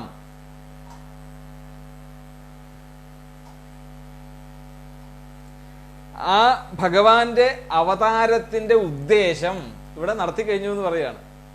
ചുരുക്കി പറഞ്ഞാല് സർവേശ്വരനും കാലസ്വരൂപനുമായിട്ടുള്ള ഭഗവാൻ ആസുരമായിട്ടുള്ള ശക്തികളുള്ള ധാരാളം രാജാക്കന്മാരെയും അല്ലെങ്കിൽ ആസുര ശക്തികളെയൊക്കെ ഈ ഭൂമിയിൽ നിഗ്രഹിക്കുവാൻ വേണ്ടിയാണ് ഭഗവാന്റെ അവതാരം.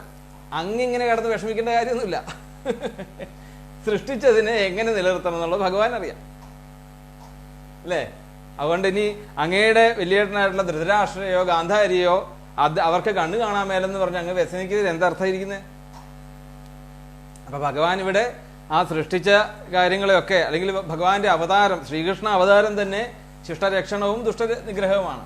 അത് വേണ്ട രീതിയിലൊക്കെ ഇവിടെ ഈ വിഷാദത്തിന്റെ ദോഷമായി പറഞ്ഞു നമുക്കൊക്കെ ഉണ്ടാകുന്നതാണ്. അല്ലേ? ഈ വെറുതെ അപ്പോൾ ഇത് പറഞ്ഞപ്പോൾ തന്നെ നമുക്ക് ടെൻഷൻ അടിക്കേണ്ട ഒരു സംഭവമായി അല്ലേ? അപ്പം ഈ ഇവിടെ ഈ സർവേശ്വരനും കാലസ്വരൂപനുമായിട്ടുള്ള ഭഗവാൻ ഈ ദുഷ്ടന്മാരെയൊക്കെ നിഗ്രഹിച്ച് ശിഷ്ടന്മാരെയൊക്കെ രക്ഷിക്കുക, ഇത് ഭഗവാന്റെ ദൗത്യമാണ്. അത് ഭഗവാൻ ചെയ്തോളും. അതിൽ വ്യസനിക്കേണ്ട കാര്യമില്ല. ഇനി പറയുകയാണ്, ഇനി ചുരുക്കത്തിൽ ഭഗവാന്റെ കാര്യങ്ങളെ കുറിച്ചൊന്നും നേരത്തെ പറഞ്ഞു നമ്മൾ. ഈ യുധിഷ്ഠിരനോടാണേലും വിതുരൻ യഥാർത്ഥമായിട്ട് യുദ്ധവൻ പറഞ്ഞതൊന്നും മുഴുവൻ പറഞ്ഞിട്ടില്ല അല്ലേ? സത്യം ബ്രൂയാൽ പ്രിയം ബ്രൂയാൽ ന ബ്രൂയാൽ സത്യം അപ്രിയം എന്ന് പറയും. അപ്രിയമായിട്ടുള്ള സത്യങ്ങളൊന്നും നമ്മൾ പറയരുത് ആരോടും. അത് ദോഷമാണത് ശരിക്കും അല്ലേ? അവരുടെ മനസ്സിനെ വിഷമിപ്പിക്കുക എന്നുള്ളതാണ്. ഒരിക്കലും മറ്റുള്ളവരുടെ മനസ്സിന് അപ്രിയമായിട്ടുള്ളത് ഒന്നും പറയരുത് നമ്മൾ.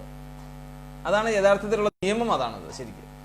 ഇപ്പൊ സത്യത്തെക്കുറിച്ച് മനുസ്മൃതിയിലൊക്കെ പറയുമ്പോൾ ഇത് പറയാറുണ്ട്. അവിടെ അപ്രിയമായിട്ടുള്ള സത്യങ്ങൾ പറഞ്ഞു കഴിഞ്ഞാൽ അതിന്റെ ഭവിഷ്യത്ത് ദോഷമായതുകൊണ്ട് അത് പറയാതിരിക്കുക എന്നുള്ളതാണ്. അല്ലാതെ കള്ളം പറയണമെന്നല്ല. അല്ല, സത്യം അവിടെ പറയാതിരിക്കുക എന്നുള്ളതേ ഉള്ളൂ. അവിടെ കള്ളം പറയണമെന്നോ അല്ലെങ്കിൽ സത്യം പറയാതിരിക്കണമെന്നോ എന്നുള്ളതല്ല.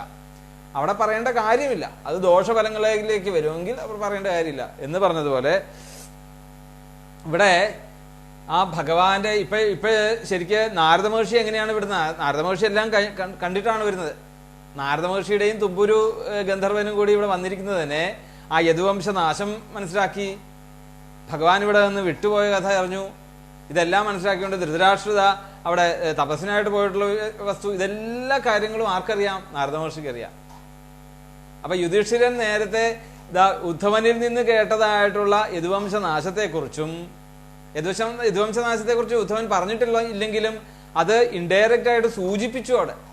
അതുപോലെ തന്നെ ഇവിടെ ഈ യുധിഷ്ഠിരോടായിട്ട് നാരദ മഹർഷി പറയാണ്, നിഷ്പാദിതം ദൈവകൃത്യം അവശേഷം പ്രതീക്ഷതേ താവത് യൂയം അവേക്ഷധ്വം ഭവേദ്യാവതിഹേശ്വര. നിഷ്പാദിതം, എന്താണ് നിഷ്പാദിതം എന്ന് പറഞ്ഞാല്? നിഷ്പാദിതം എന്ന് പറഞ്ഞാല് സഫലീകരിക്കപ്പെട്ടു എന്നാണ് അതിന്റെ വാക്യാർത്ഥം. എന്താണ് സഫലീകരിക്കപ്പെട്ടത്? ഭഗവാന്റെ അവതാരോദ്ദേശം എന്താണോ അത് ഇവിടെ സഫലീകരിച്ചു എന്നർത്ഥം.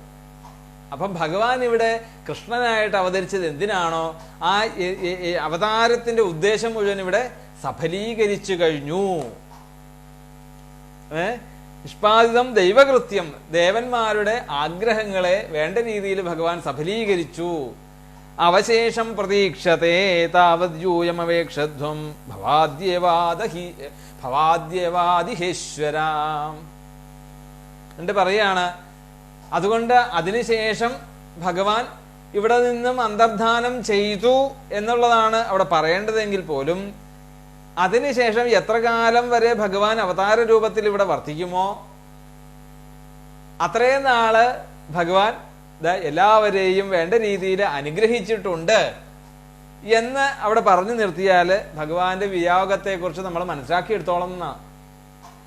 അതിൽ വ്യാഖ്യാനിക്കുമ്പം ഓരോ ആചാര്യന്മാര് പല രീതിയിൽ അത് പറയും. അതായത് ധർമ്മപുത്രരെ സംബന്ധിച്ചിടത്തോളം ഭഗവാന്റെ വിയോഗത്തെക്കുറിച്ച് കേൾക്കുന്നതിന് താല്പര്യമില്ല. ഇപ്പോഴും അറിഞ്ഞിട്ടില്ല. ശരിക്ക് വിതുരമഹാശയനും പറഞ്ഞിട്ടില്ല, ഭഗവാന്റെ വിയോഗത്തെക്കുറിച്ച് പറഞ്ഞിട്ടില്ല വിതുരൻ. അപ്പൊ അതുകൊണ്ട് ഇവിടെ നാരദ മഹർഷി പറയുകയാണ്, ഭഗവാൻ തന്റെ അവതാരോദ്ദേശമായിട്ടുള്ള കർമ്മങ്ങളൊക്കെ ചെയ്തു എന്ന് പറഞ്ഞാലോ പിന്നീട് ശേഷം ചിന്ത്യം എന്നൊക്കെ നമ്മള് ഈ കഥയൊക്കെ ചെറുകഥയൊക്കെ എഴുതുമ്പോൾ അവസാനം എഴുതും ശേഷം ചിന്ത്യം. അതെന്താണ്? നമ്മൾ ചിന്തിച്ചോണം. അപ്പൊ ഇത്രയും പറഞ്ഞു കഴിഞ്ഞാൽ എന്താണ്? ഭഗവാന്റെ അവതാരോദ്ദേശം കഴിഞ്ഞു എന്ന് പറഞ്ഞാൽ പിന്നെ അവതരിച്ചു കഴിഞ്ഞാൽ ഭഗവാൻ സ്വധാമത്തിലേക്ക് പോയി എന്ന് തന്നെയാണല്ലോ അതിന്റെ ഉദ്ദേശം. അപ്പം ഇവിടെ പറയുകയാണ്, ഇവിടെ അദ്ദേഹം അവശേഷിച്ചിരിക്കുന്നുണ്ട് എന്ന് അങ്ങ് പ്രതീക്ഷിക്കുന്നുണ്ടോ എന്നുള്ളൊരു ചോദ്യമാകാം. ഇനി അല്ലെങ്കിലോ, ഇനി ഇതിന്റെ ബാക്കി ഈ നാരദ മഹർഷിയായിട്ടുള്ള ഞാൻ അങ്ങേക്ക് പറഞ്ഞു തരണം എന്നുണ്ടോ? അത് കേൾക്കാൻ അങ്ങ് ആഗ്രഹിക്കുന്നുണ്ടോ? ഇതൊക്കെയാണ് അവിടുത്തെ വ്യാഖ്യാതാക്കന്മാര് പല രീതിയിൽ അവിടെ വ്യാഖ്യാനിക്കും. അത് നിഷ്പാദിതം എന്നുള്ള ഒരൊറ്റ വാക്കുകൊണ്ട് ഭഗവാന്റെ അവതാരോദ്ദേശത്തെ കുറിച്ച് പറയാണ്. ദൈവകൃത്യം അശേഷം. അപ്പൊ ദേവന്മാരുടെ ആഗ്രഹത്തിനനുസരിച്ച് ദേവന്മാർ പോയി സ്തുതിക്കുകയാണല്ലോ അവിടെ അല്ലെ. ഭൂമിദേവി ബ്രഹ്മാവിനോട് തന്റെ ദുഃഖം പറഞ്ഞിട്ട് ഈ ബ്രഹ്മാദി ദേവന്മാരെല്ലാവരും കൂടി പോയി അല്ലെ? സ്തുതിയൊക്കെ കഴിഞ്ഞ് ഇന്നലെ അഷ്ടമിരോഹിണി സമയത്ത് ഭഗവാന്റെ ജനനം. ആ ജനനത്തിന് മുമ്പ് ഭൂമിദേവിയുടെ നിർബന്ധപ്രകാരമാണ് ബ്രഹ്മാദി ദേവന്മാർ പോയി സ്തുതിക്കുന്നത്. അപ്പം ആ ദേവന്മാരുടെ ആഗ്രഹത്തിനനുസരിച്ച് ഭൂരക്ഷയ്ക്ക് വേണ്ടിയിട്ട് ഭഗവാൻ അവതരിച്ച് ആ ഭൂരക്ഷ വേണ്ട പോലെ ചെയ്തു എന്നാണ് ഒരൊറ്റ വാക്കില്. നിഷ്പാദിതം ദൈവകൃത്യം അവശേഷം പ്രതീക്ഷത്തെ. പിന്നീട് എന്താണ് സംഭവിച്ചതെന്നാണ് അങ്ങ് ഊഹിച്ചോളൂന്നോ. അവിടെ പ്രത്യേകിച്ചൊന്നും പറഞ്ഞില്ല. അവിടെ ഇവിടെ ഇലയ്ക്കും മുള്ളിനും കേടില്ലാത്ത രീതിയിൽ അത് നാരദ മഹർഷി അത് പറഞ്ഞു. അത് അതിൽ നിന്ന് യുധിഷ്ഠിരൻ മനസ്സിലാക്കി എടുത്തോളും. എന്തായാലും അതിനുള്ള ഒരു ജ്ഞാനമൊക്കെ ആർക്കുണ്ട്? യുധിഷ്ഠിരനുണ്ട് എന്നുള്ള അറിയാം. ഇനി 50-ാമത്തെ ശ്ലോകം നോക്കാം. ധൃതരാഷ്ട്ര സഹ ഭ്രാത്ര ഗാന്ധാര്യ ച സ്വഭാര്യയാ ദക്ഷിണേന ഹിമവത ഋഷീണാം ആശ്രമം ഗത. ഇപ്പൊ ഇത്രയും അങ്ങ് പറഞ്ഞു കഴിഞ്ഞിട്ട് പറയാണ്, അങ്ങിനി ഈ വിഷമിക്കുന്നതിന്റെ കാര്യം അങ്ങയുടെ വല്യച്ഛനെ കുറിച്ചൊക്കെയാണ് അല്ലെ.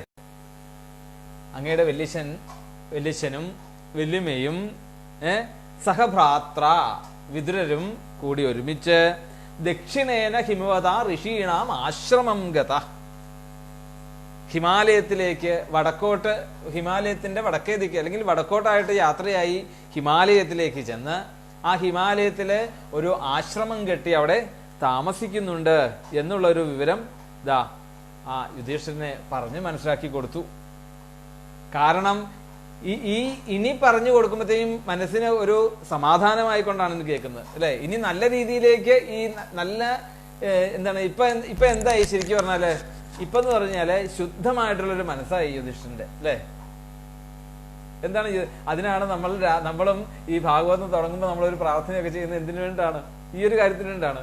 അപ്പൊ നാരദ മഹർഷി എന്ത് ചെയ്തു? നാരദ മഹർഷി ആ താത്വികമായിട്ടുള്ള വശങ്ങളൊക്കെ പറഞ്ഞു കൊടുത്ത് മനസ്സിനെ നല്ല ശാന്ത സമാധാനമാക്കിയിട്ട് പറഞ്ഞു, ഇനി അങ്ങയുടേതാ വല്യച്ഛനും വല്യമ്മയും ആ വിതുരനും കൂടി ഹിമാലയത്തിലേക്ക് യാത്രയായി. അവരവരുടെ ലക്ഷ്യത്തിലേക്ക്, ആ ധാമത്തിലേക്ക്, ഭഗവത് ധാമത്തിലേക്ക് പോകാൻ വേണ്ടി തയ്യാറെടുത്തു എന്നുള്ള വിവരം അവിടെ അറിയിച്ചു. എന്നിട്ട് ഇനി പറയാണ്, സ്രോതോഭി സപ്തഭിർയാവേ സ്വർധ്വനി സപ്തധാവ്യധാൽ സപ്താനാം പ്രീതയേ നാനാ സപ്തസ്രോത പ്രജക്ഷതേ. അവര് എവിടെയാണ് താമസിക്കുന്നത് എന്നുള്ളത് പറഞ്ഞു കൊടുത്തു. ഹിമാലയത്തിൽ ചെന്ന് അവിടെ ഗംഗാനദി 7 രീതിയിൽ വഴിതിരിഞ്ഞ് ഒഴുകുന്നുണ്ട് ഗംഗ ഒരു സ്ഥലത്ത്. സപ്തസ്രോതസ് എന്നുള്ള പേര്. സപ്തസ്രോതസ് പറഞ്ഞാൽ 7 സ്രോതസ്സുകളായിട്ട് ഗംഗ പിരിഞ്ഞു. ഇനി അതിനും ഒരു കഥയുണ്ട് ശരിക്ക്.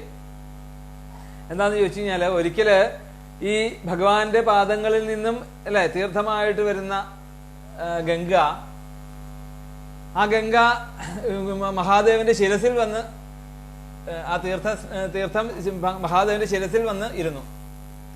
അതിനുശേഷം സമുദ്രം ഇനി ഈ ഗംഗയെ സ്വീകരിക്കാൻ വേണ്ടിയിട്ട് ആ പവിത്രത കൊണ്ട്, അതായത് ഭഗവാന്റെ പാദം സ്പരിശിച്ചതായിട്ടുള്ള ഗംഗയ്ക്ക് ഉള്ള മഹത്വം, അപ്പൊ സമുദ്രം എന്ത് ചെയ്തു? സമുദ്രം തന്റെ ഒരു മൂർത്തിയായിട്ട് വന്ന ഒരു സുന്ദരിയുടെ രൂപത്തിൽ വന്ന് ആ ഗംഗയെ സമുദ്രത്തിലേക്ക് അവിടുന്ന് സ്വീകരിക്കുകയാണ് ഗംഭീരമായിട്ട്. അങ്ങനെ സ്വീകരിക്കുന്ന സമയത്ത് സമുദ്രം പറഞ്ഞു, എനിക്ക് ഭഗവാന്റെ തീർത്ഥമാണത്, ഭഗവാന്റെ പ്രസാദമാണ്, ഞാൻ സ്വീകരിക്കാനൊക്കെ തയ്യാറാണ്. പക്ഷെ എന്നേക്കാൾ മഹത്തരമായിട്ടുള്ള അവിടുത്തെ എനിക്ക് അതിന്റെ ഭാരത്തെ ചുമക്കുവാൻ എന്നെ കൊണ്ടാവില്ല എന്ന് പറഞ്ഞു. അങ്ങനെ ആ സമുദ്രം മൂർത്തിമത്ഭാവമായിട്ട് പറഞ്ഞു, എനിക്ക് ആ പൂർണ്ണമായിട്ടും ആ ഭാരത്തെ എനിക്ക് ചുമക്കാൻ ബുദ്ധിമുട്ടാണ് എന്ന് പറഞ്ഞു. അപ്പോഴാണ് സപ്തർഷികളായിട്ടുള്ള വസിഷ്ഠാദി 7 പേര് ആ ഋഷികൾ എന്ത് ചെയ്തു? ആ ഋഷികള് അവരവരുടേതായിട്ടുള്ള ധാമത്തിലൂടെ ഈ ഗംഗയെ 7 പിരിച്ചുകൊണ്ട് 7 സ്രോതസ്സുകളായിട്ട് ഈ ഗംഗ അവിടുന്ന് വേർതിരിഞ്ഞു. എന്നിട്ട് ഓരോ സ്രോതസ്സുകളും ഓരോ സപ്തർഷികളുടെ കൂടെ ഒഴുകിപ്പോയി. അതാണ് അനുഗമിക്കുന്നത് ഓരോ സപ്തർഷികളാണ്. അതിനൊക്കെ ഈ സപ്തർഷികളുടെ പേരും ഇട്ടു. ആ സ്രോതസ്സുകൾക്കൊക്കെ ഈ സപ്തർഷികളുടെ പേരും ഇട്ടു. അങ്ങനെ എവിടെ വെച്ചാണോ ഈ 7 പിരിഞ്ഞത് അവിടെയാണ് സപ്തസ്രോതസ് എന്ന് പേരായിട്ടുള്ള ഒരു സ്ഥലം. ആ സപ്തസ്രോതസ്സിലാണ് ആശ്രമം കെട്ടി അവര് അവിടെ താമസിക്കുന്നത്. അങ്ങനെ ആശ്രമം എവിടെയാണെന്ന് ഒന്ന് പറഞ്ഞു കൊടുക്കുകയായിരുന്നു. അവിടെ ധൃതരാഷ്ട്രരുടെ ആശ്രമം, അവര് ധൃതരാഷ്ട്രാദികൾ താമസിക്കുന്ന ആശ്രമത്തെ കുറിച്ച് പറഞ്ഞു കൊടുക്കുകയായിരുന്നു. ഇനി 52-ാമത്തെ ശ്ലോകം നോക്കാം. സ്നാത്വാനുസവനം തസ്മിൻ ത്വാജാഗ്നിന്യഥാവിധി അഭക്ഷ ഉപശാന്താത്മാ സാസ്തേ വിഗതൈഷണ. എന്നാൽ ഇത്രയൊക്കെ ജ്ഞാനത്തില് എത്തി അവിടെ ചെന്ന് കഴിഞ്ഞിട്ടും അവരുടെ കർമ്മത്തിൽ നിന്നും യാതൊരു രീതിയിലും വ്യതിചരിച്ചിട്ടില്ല എന്ന് പറയാണ് ധൃതരാഷ്ട്ര ആ കർമ്മത്തിൽ നിന്ന് ഒരു ലെവലേശം പോലും വ്യതിചരിച്ചിട്ടില്ല. അതാണ് പറയുന്നത്, നമ്മളുടെ ജീവിത അന്ത്യം വരെ നമ്മൾ കർമ്മം ചെയ്തുകൊണ്ടിരിക്കണം. കർമ്മം നമ്മൾ ഒരിക്കലും ഒഴിവാക്കാൻ പറ്റുന്നതല്ല. ഈ കർമ്മം നമ്മളിൽ നിന്ന് ഒഴിവാക്കപ്പെടേണ്ടതാണ്. ഇപ്പൊ പലരും പറയും, എനിക്കിതാ എന്താണ് ഭാഗവതം കേൾക്കണം, അതുകൊണ്ട് എനിക്ക് കുട്ടികളുടെ കൂടെ ഇരിക്കാൻ പറ്റില്ല. അതൊക്കെ തെറ്റാണ്, ശരിക്കും നിഷേധമാണ്. ശരിക്കും ഭാഗവതം അങ്ങനെയല്ല പറയുന്നത്. ഭാഗവതം എങ്ങനെയാണ് പറയുന്നത്? ഭാഗവതം പറയുന്നത് എല്ലാ കർമ്മങ്ങളിലും നമ്മൾ ഇടപെടണം. നമ്മൾ അച്ഛൻ എന്നുള്ളൊരു അവസ്ഥയുണ്ട്, ഭർത്താവ് എന്നുള്ളൊരു അവസ്ഥയുണ്ട്, അല്ലെ? ഭാര്യ എന്നുള്ളൊരവസ്ഥ, അമ്മ എന്നുള്ളൊരവസ്ഥ, മക്കള് എന്നുള്ളൊരവസ്ഥയുണ്ട്, ശിഷ്യൻ എന്നുള്ളൊരവസ്ഥ. ഇങ്ങനെ പല രീതിയിലുള്ള കർമ്മങ്ങള് പല വേഷങ്ങൾ നമ്മൾ കെട്ടണം. തീർച്ചയായിട്ടും ഈ വേഷങ്ങളിലൊക്കെ നമ്മൾ അഗ്രഗണ്യനായിരിക്കണം. ഭർത്താവാണെങ്കിൽ ഭർത്താവായിട്ട് ആ ഭാര്യയ്ക്ക് യോജിച്ചതായിട്ടുള്ള രീതിയിൽ അവരെ സന്തോഷിപ്പിക്കണം. മക്കളാണെങ്കിൽ അച്ഛനമ്മമാരെ വേണ്ട രീതിയിൽ അനുസരിച്ച് ബഹുമാനിച്ച് അവരെ സന്തോഷിപ്പിക്കണം. അച്ഛനാണെങ്കിൽ മക്കളോട് വേണ്ട രീതിയിലുള്ള സ്നേഹലാളനകളൊക്കെ കൊടുക്കണം. നമ്മളുടെ സമയം പോലും അവർക്ക് വേണ്ടി ചെലവഴിക്കണം. അപ്പൊ നമ്മുടെ കർമ്മങ്ങളെല്ലാത്തിലുമുള്ള ഈ മറ്റുള്ളവർക്ക് പ്രിയമാകുന്നതാണ് കർമ്മങ്ങളിലെ ശുദ്ധത. നമ്മൾ കർമ്മങ്ങളിൽ ഏർപ്പെട്ടേ പറ്റുള്ളൂ. ആ കർമ്മങ്ങളെ ശുദ്ധമാക്കണം എന്നാണ് പറയുന്നത്. എങ്ങനെ ഈ ശുദ്ധമാക്കുന്നത്? ഒരു കർമ്മം പൂർണ്ണമായിട്ട് ശുദ്ധമാകുന്നത് എപ്പോഴാണ്? ആ കർമ്മം അനുഭവിക്കുന്നതായിട്ടുള്ള, അല്ലെങ്കിൽ കർത്താക്കൾ ആയിട്ടുള്ള, കർമ്മത്തെ അനുഭവിക്കുന്നതായിട്ടുള്ള മറ്റുള്ളവർ, അല്ലെ? ഇപ്പം ഞാൻ അച്ഛനാണെങ്കിൽ എൻ്റെ മക്കള് അനുഭവിക്കുന്ന ആ അനുഭവമാണ് എൻ്റെ കർമ്മത്തിന്റെ ഫലം. ആ അനുഭവം എന്താണ്? അവരുടെ സന്തോഷം, അവരുടെ സ്നേഹം, അല്ലെങ്കിൽ എൻ്റെ സ്നേഹം കൊണ്ട് അവർ സന്തോഷിക്കുകയാണെങ്കിൽ അതാണ് ആ കർമ്മത്തിന്റെ ഫലം. ആ കർമ്മത്തിന്റെ ശുദ്ധത അതാണ് ആ കർമ്മത്തിന്റെ ശുദ്ധത അതാണ്. അപ്പം എല്ലാ കർമ്മത്തിലും നമ്മൾ ഇടപെടണം. മറ്റുള്ളവർക്ക് അപ്രിയമാവാതെ ഉള്ള രീതിയിലേക്ക് അതിന്റെ ഫലത്തിലേക്ക് എത്താൻ നമ്മൾ തയ്യാറാവണം. എന്ത് വേണം കർമ്മം നമ്മൾ ചെയ്തോളൂ. കർമ്മം ചെയ്യണം നമ്മൾ. അല്ലാതെ ഭാഗവതം വായിക്കുകയാണെന്നും അല്ലെങ്കിൽ ഞാൻ പുരാണമാണ് പഠിക്കുന്നതെന്ന് പറഞ്ഞുകൊണ്ട് നമ്മൾ മറ്റൊന്നിലേക്കും ഭൗതികമായിട്ടുള്ള ഒരു വസ്തുക്കളിലും പോകുന്നില്ലത് അത് വെറും മൂഢത്വമാണ്. അത് ഭാഗവതം പറയുന്നില്ല. അത് ഭാഗവതം പറയുന്ന എല്ലാത്തിലും നമ്മൾ പോകണം. എല്ലാത്തിലും നമ്മൾ വേണ്ട രീതിയിൽ ബന്ധപ്പെടാം. പക്ഷെ ബന്ധനമാകരുത് എന്ന് പറഞ്ഞു. അതിന്റെ ശുദ്ധാശുദ്ധങ്ങളെ മനസ്സിലാക്കുക, അതിന്റെ ഗുണദോഷങ്ങളെ കുറിച്ച് മനസ്സിലാക്കിക്കൊണ്ട് എല്ലാത്തിനും ഒരു പരിധി ഇടണം. എന്നാൽ എന്താണ് ഈ പരിധി എന്ന് പറഞ്ഞാൽ? എന്താണ് ശരിക്ക് പരിധി എന്ന് പറഞ്ഞാല് നമ്മൾ ചെയ്യുന്ന കർമ്മങ്ങളുടെ ഫലം എന്താണെന്ന് നമ്മൾ പറഞ്ഞു, അല്ലെ? എന്താണ്? ഇപ്പൊ ഞാൻ എൻ്റെ മക്കളോട് ചെയ്യുന്ന കർമ്മങ്ങൾ, ഈ കർമ്മങ്ങളുടെ ഫലം എന്ന് പറഞ്ഞാൽ അതിന്റെ ശുദ്ധത എന്ന് പറയുന്നത് ആ മക്കളിൽ ഉണ്ടാകുന്ന സന്തോഷമാണ്. മറിച്ചോ ആ മക്കളുടെ കൂടെ നമ്മൾ കളിക്കാതെ ഭാഗവതം വായിച്ചിരുന്നാലോ യാതൊരു കാര്യവുമില്ല. അവിടെ അല്ല ഭഗവാൻ എവിടെയാണ്? ഭഗവാൻ മക്കളുടെ കൂടെയുള്ള ആ സ്നേഹത്തിന്റെ സന്തോഷത്തിന്റെ പേരിലാണ് ഭഗവാൻ. അപ്പം അത് വിട്ടിട്ട് നമ്മൾ ഭാഗവതം വായിക്കുന്നത് കൊണ്ട് യാതൊരു പ്രയോജനവുമില്ല. ഇനി ഭാഗവതം വായിച്ചില്ലെങ്കിലും കാര്യമില്ല. കർമ്മ ഈസ് അൾട്ടിമേറ്റ്. തീർച്ചയായിട്ടും അത് തന്നെ കറക്റ്റ്. അപ്പം കർമ്മം തന്നെ തീർച്ചയായിട്ടും നമ്മളുടെ ഒരു അൾട്ടിമേറ്റ് ആയിട്ടുള്ള ഒരു ഗോൾ തന്നെയാണ്. ആ കർമ്മം കൊണ്ടാണ് നമുക്ക് ജയിക്കാൻ സാധിക്കുകയുള്ളൂ.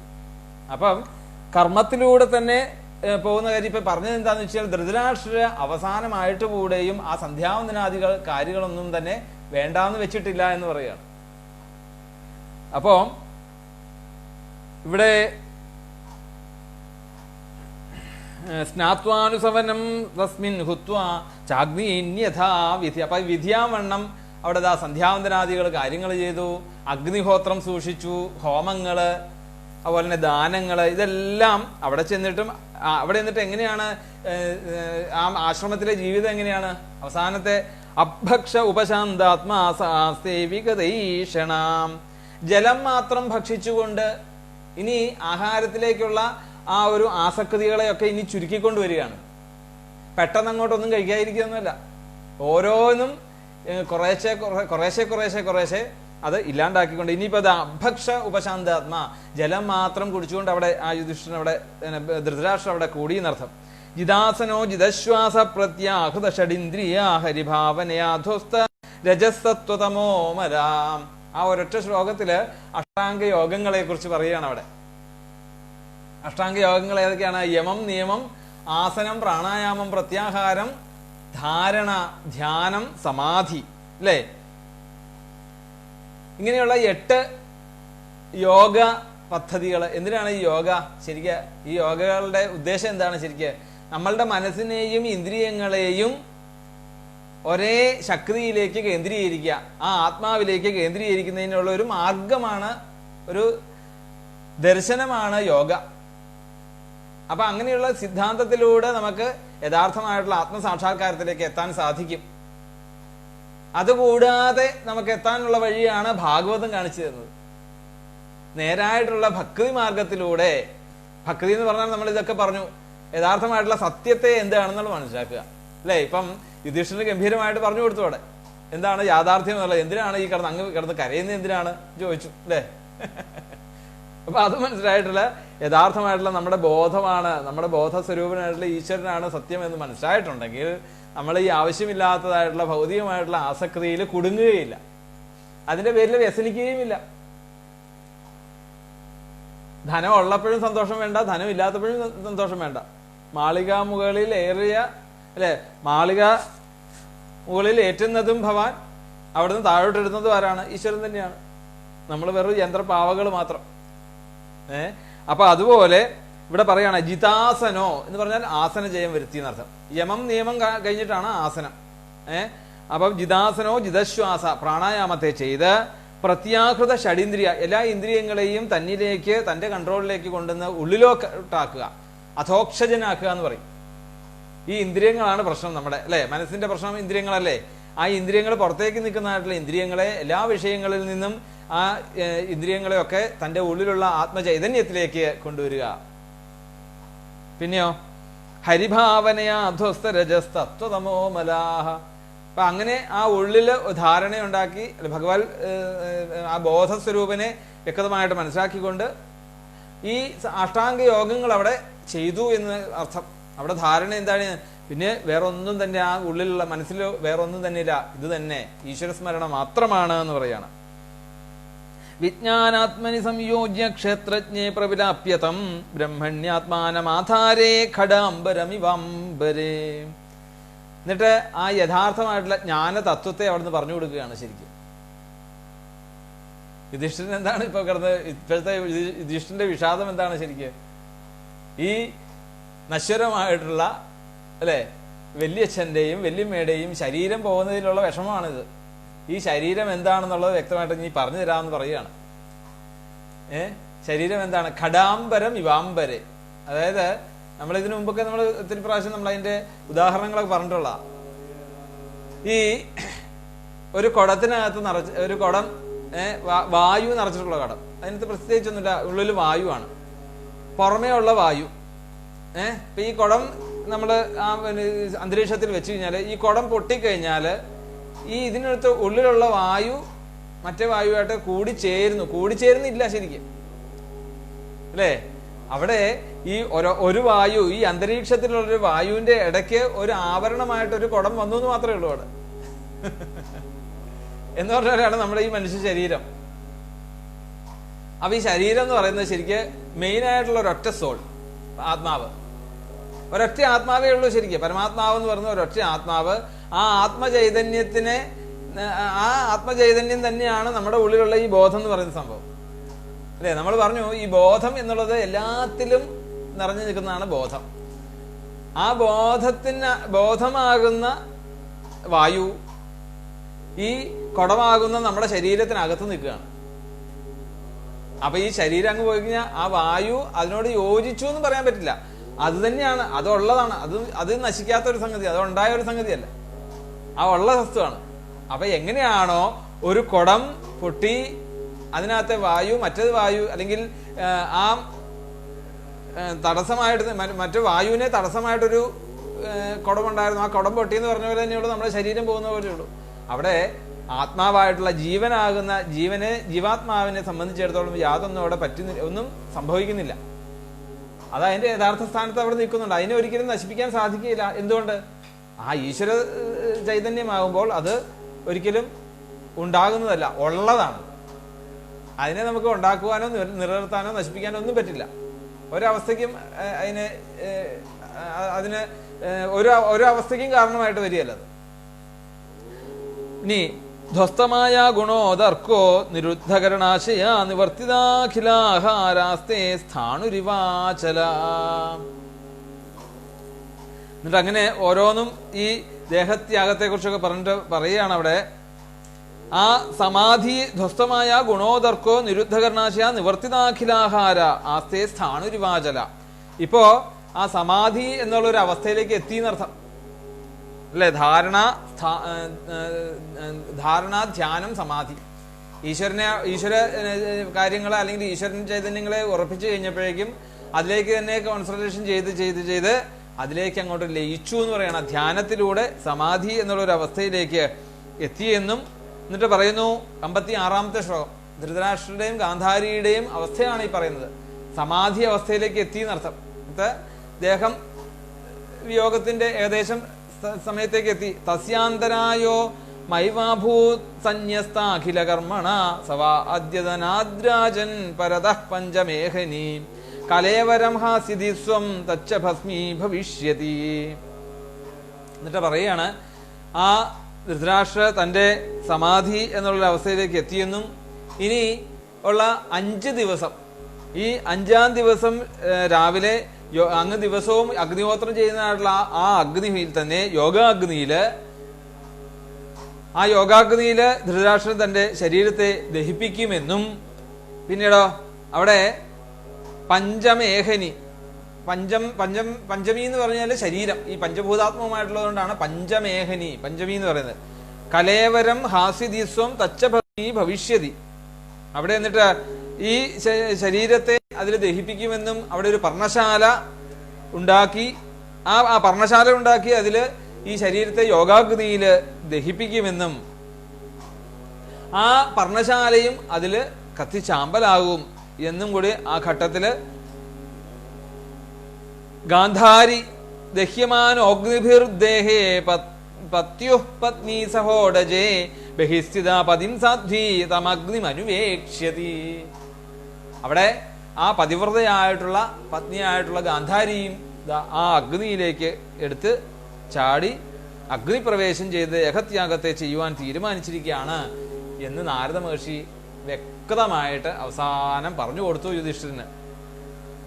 ഇത് കേട്ട് കഴിഞ്ഞപ്പോഴത്തേക്കും വിതുരസ്തു തദാശ്ചര്യം നിശാമ്യ ഗുരുനന്ദന ഹർഷശോകയുതസ്തസ്മാൽ ഗന്ധാ തീർത്ഥനിഷേവക. അതുകൊണ്ട് ഗുരുവംശജ എന്നാൽ ആ കൂടെ പോയിട്ടുള്ള ഭ്രാതാവായിട്ടുള്ള വിതുരൻ അല്ലെ, നിശാമ്യ കുരുനന്ദന ഹർഷശോകയുതസ്തസ്മാൽ ഗന്ധാ തീർത്ഥനിഷേവകാം. എന്നാ ആ വിതുരനാകട്ടെ അവരെ വേണ്ട രീതിയിൽ നയിച്ചതിന് ശേഷം അവിടെ നിന്നും തീർത്ഥാടനത്തിനായിട്ട് അവിടെ നിന്നും യാത്രയായി എന്ന് അവിടുന്ന് പറഞ്ഞ് നിൽക്കുന്നു. ഇത്രയും കഴിഞ്ഞു കഴിഞ്ഞപ്പോഴത്തേക്കും യുധിഷ്ഠിര മഹാരാജാവ് നാരദ മഹർഷിയുടെ വാക്കുകളൊക്കെ കേട്ടു. ഇത്യുക്താധാരുഹൽ സ്വർഗം നാരദ സഹതുംബുരു യുധിഷ്ഠിരോ വജസ്തസ്യ ഹൃദി കൃത്വാജഹാക്ഷുജാം. അങ്ങനെ മനസ്സിൽ വെച്ചിട്ടുള്ള ശോകത്തെയൊക്കെ ഇനി ഉപേക്ഷിക്കാൻ വേണ്ടിട്ട് പറയുകയാണ് അല്ലെ. യുധിഷ്ഠിരനെ ഇത്രയും പറഞ്ഞ് മനസ്സിലാക്കിയതിന് ശേഷമേ ഈ വലിയേട്ടന്റെ കാര്യങ്ങൾ പറയാൻ പറ്റുള്ളൂ. അത് തന്നെയല്ല, ഇനി ധൃതരാഷ്ട്രയുടെയും ഗാന്ധാരിയുടെയും അവസ്ഥ എന്താണെന്നുള്ളതും ഒന്ന് സന്തോഷിച്ചോട്ടെ എന്ന് വിചാരിച്ചു തന്നെയാണ് ഇത്രയും ഇതിന്റെ മഹത്വങ്ങളൊക്കെ പറഞ്ഞു കൊടുത്തത്. അപ്പൊ നല്ലൊരു സ്ഥാനത്തേക്കാണ് വലിയച്ഛനൊക്കെ പോയിരിക്കുന്നത്. അതുകൊണ്ട് അവര് ആ നാരദനും ആ തുമ്പുരു ആയിട്ടുള്ള ഗന്ധർവനും കൂടി അവരിതാ ഇത് പറഞ്ഞതിന് ശേഷം സ്വർഗത്തിലേക്ക് അഥ ആരുഹൽ സ്വർഗത്തിലേക്ക് അവര് യാത്രയായി എന്ന് പറയാണ്. എന്നാണ് യുധിഷ്ഠിരോ വജസ്തസ്യ തസ്യ വജഹ ഹൃദി ഹൃദാ ജിഹ്രാ കൃത്വാജഹാക്ഷുച. യുധിഷ്ഠിരനാകട്ടെ തന്റെ മനസ്സിൽ ഉണ്ടായിരുന്നതായിട്ടുള്ള ശോകത്തെയൊക്കെ ഉപേക്ഷിക്കുകയും ചെയ്തു. സന്തോഷമായി എന്നർത്ഥം അല്ലേ? ശോകം ഉപേക്ഷിച്ചു എന്ന് പറഞ്ഞാൽ എന്താണ്? സംശയം മാറി, ഒരു സമാധാനമായി അവരെ എത്തപ്പെടേണ്ട സ്ഥലത്തേക്ക് തന്നെയാണ് ആ വലിയച്ഛനും വല്യമ്മയും എത്തിയത് എന്നുള്ള ഒരു സന്തോഷം അവിടെ ഉണ്ടായി എന്ന് പറയുകയാണ്. ഇതോടുകൂടിയാണ് ആ അധ്യായം അവിടെ പര്യവസാനിക്കുന്നത്. നമുക്കിന്ന് അധ്യായം പാരായണം ചെയ്യാൻ ഉള്ള സമയം കാണുന്നില്ല, കാരണം 59 ശ്ലോകമുണ്ട്. അപ്പം അത്രയും പാരായണം ചെയ്ത് വരുമ്പോഴത്തേക്കും തന്നെ ഒരു 15-20 മിനിറ്റ് എടുക്കും. അതുകൊണ്ട് നമുക്ക് നാളെ പാരായണം ചെയ്യാം. ഇന്നത്തെ ഈ സത്സംഗം ഭഗവാന്റെ പാദങ്ങളിലും ഗുരുനാഥന്റെ പാദങ്ങളിലും ഇതെല്ലാം ശ്രവിച്ചുകൊണ്ടിരുന്ന എല്ലാ ഭഗവത് സ്വരൂപന്മാർക്കും ഭഗവത് സ്വരൂപിണികൾക്കും അവരുടെയൊക്കെ പാദങ്ങളിൽ സമർപ്പിക്കുന്നു. പിന്നെ നമ്മൾ കേട്ടതായിട്ടുള്ള ആ 2-3 കാര്യങ്ങൾ അല്ലേ, യുധിഷ്ഠിരന് പറഞ്ഞു കൊടുത്ത, നാരദ മഹർഷി പറഞ്ഞു കൊടുത്തതുപോലെ തന്നെ നമുക്കും അതിനെപ്പറ്റി ചിന്തിക്കുക. വെറുതെ കൊറോണയെ പറ്റി നമ്മൾ അവലാതിപ്പെടേണ്ട, കർമ്മങ്ങൾ ചെയ്യാതിരിക്കേണ്ട അല്ലേ, ഇതൊക്കെയാണ് നമുക്കിന്ന് പ്രധാനമായിട്ട് കിട്ടിയത്. തീർച്ചയായിട്ടും കർമ്മങ്ങളിലൊക്കെ ഏർപ്പെടുക, ഒന്നിലും ബന്ധനമാകാതിരുന്നാൽ മതി. എല്ലാം കാര്യങ്ങളും നമ്മൾ ചെയ്യണം, എല്ലാത്തിലും നമ്മൾ ഏർപ്പെടണം. സിനിമ കാണണം അല്ലേ. നമ്മൾ കഴിഞ്ഞ ഇന്നാള് ഏതൊക്കെയോ പറഞ്ഞപ്പോൾ നമ്മൾ പറഞ്ഞു, സീരിയൽ കാണുന്ന കാര്യമൊക്കെ പറഞ്ഞു അല്ലേ. മുത്തശ്ശിക്ക് കുങ്കുമപ്പൂവിന്റെ കഥ പറഞ്ഞു കൊടുക്കണം. സന്ധ്യാസമയത്ത് വേണം ചിലപ്പോൾ ചോദിച്ചാൽ പറഞ്ഞു കൊടുക്കണം. അതുപോലെ തന്നെ എല്ലാ കർമ്മങ്ങളിലും നമ്മൾ ചെയ്യണം. അതാണ് നമ്മളെ ശരിക്കും എന്തിനാ മനുഷ്യനായിട്ട് ജനിച്ചത്? എന്തിനാ വെച്ചാൽ കർമ്മമാണ്. കർമ്മം ചെയ്യാൻ വേണ്ടിയിട്ടാണ് മനുഷ്യനായിട്ട് ജനിച്ചത്. ഇല്ലെങ്കിൽ നമുക്ക് മനുഷ്യനായിട്ട് ജനിക്കണോ? വേണ്ട. മനുഷ്യനായിട്ട് ജനിച്ചിട്ടുണ്ടെങ്കിൽ തീർച്ചയായിട്ടും എല്ലാ കർമ്മവും ചെയ്യണം, ഒന്നും ഉപേക്ഷിക്കാനില്ല എന്ന് പറയാം. അത് തെറ്റിദ്ധാരണയാണ്. ചിലർക്കൊരു ധാരണയുണ്ട്, എനിക്ക് എന്താണ് അമ്പലത്തിലേ ഞാൻ പോവുള്ളൂ, സിനിമാശാലയിൽ പോവില്ല. എന്തിനാ അങ്ങനെ വാശി പിടിക്കുന്നത്? സിനിമാശാലയിൽ ഭഗവാൻ ഇല്ലേ? അപ്പൊ ഭഗവാൻ ഇല്ലാത്ത ഒരു സ്ഥലം നമുക്ക് കാണാൻ പറ്റും. ഭഗവാൻ എല്ലായിടത്തും ഉണ്ടെങ്കിൽ സിനിമാശാലയിൽ ഭഗവാനുണ്ട്. അപ്പൊ എന്താണ് അവിടെ ഉണ്ടായത്? ശരിക്ക് അവിടെ ഉണ്ടാകുന്നത് നമ്മളുടെ കാഴ്ചപ്പാടാണ് കാണിക്കേണ്ടത്. ഏത് കാര്യത്തിലും നമ്മൾ ഇടപെട്ടോളൂ. മദ്യശാലയിൽ പോയിക്കോളൂ, മദ്യശാലയിൽ പോയിക്കൊണ്ട് നമ്മൾ മദ്യം കഴിക്കണം എന്ന് നിർബന്ധമൊന്നുമില്ല. അപ്പൊ എല്ലാത്തിലുമുള്ള ആ നന്മയുടെ വശത്തെ മാത്രം നമ്മൾ സ്വീകരിക്കാവുള്ളൂ. അല്ലാതെ നമ്മളിപ്പം സിനിമാശാലയിൽ പോകാതെ നമ്മൾ ക്ഷേത്രത്തിൽ പോയിട്ടും കാര്യമൊന്നുമില്ല. ആ മനസ്സ് ശുദ്ധമാണെങ്കിൽ ഏത് അവസ്ഥയിൽ ചെന്നാലും നമ്മളുടെ മനസ്സിന് യാതൊരു മാറ്റവും വരില്ല. അതിനെ നമ്മൾ പരീക്ഷിച്ചുകൊണ്ട് പോവുക. ആ മനസ്സിന്റെ ശുദ്ധതയെ നമ്മൾ കൊണ്ടുപോവുക. അപ്പൊ ആ മനസ്സിന്റെ ശുദ്ധത ഉണ്ടാവാൻ വേണ്ടി നമുക്ക് ഭഗവാന്റെ പാദങ്ങളിൽ നമുക്ക് നമ്മളുടെ ഈ ഭാഗവതത്തിന്റെ ദിവ്യനാമം 3 ജപിച്ചോടുകൂടി ഇത് ഈ സത്സംഗം ഭഗവാന്റെ പാദങ്ങളിൽ സമർപ്പിക്കാം. സത്യം പരം ധീമഹി, സത്യം പരം ധീമഹി, സത്യം പരം ധീമഹി. പൂർണ്ണമതഃ പൂർണ്ണമിദം പൂർണ്ണാത് പൂർണ്ണമുദച്യത്തെ പൂർണ്ണസ്യ പൂർണ്ണമാദായ പൂർണ്ണമേവാവശിഷ്യത്തെ.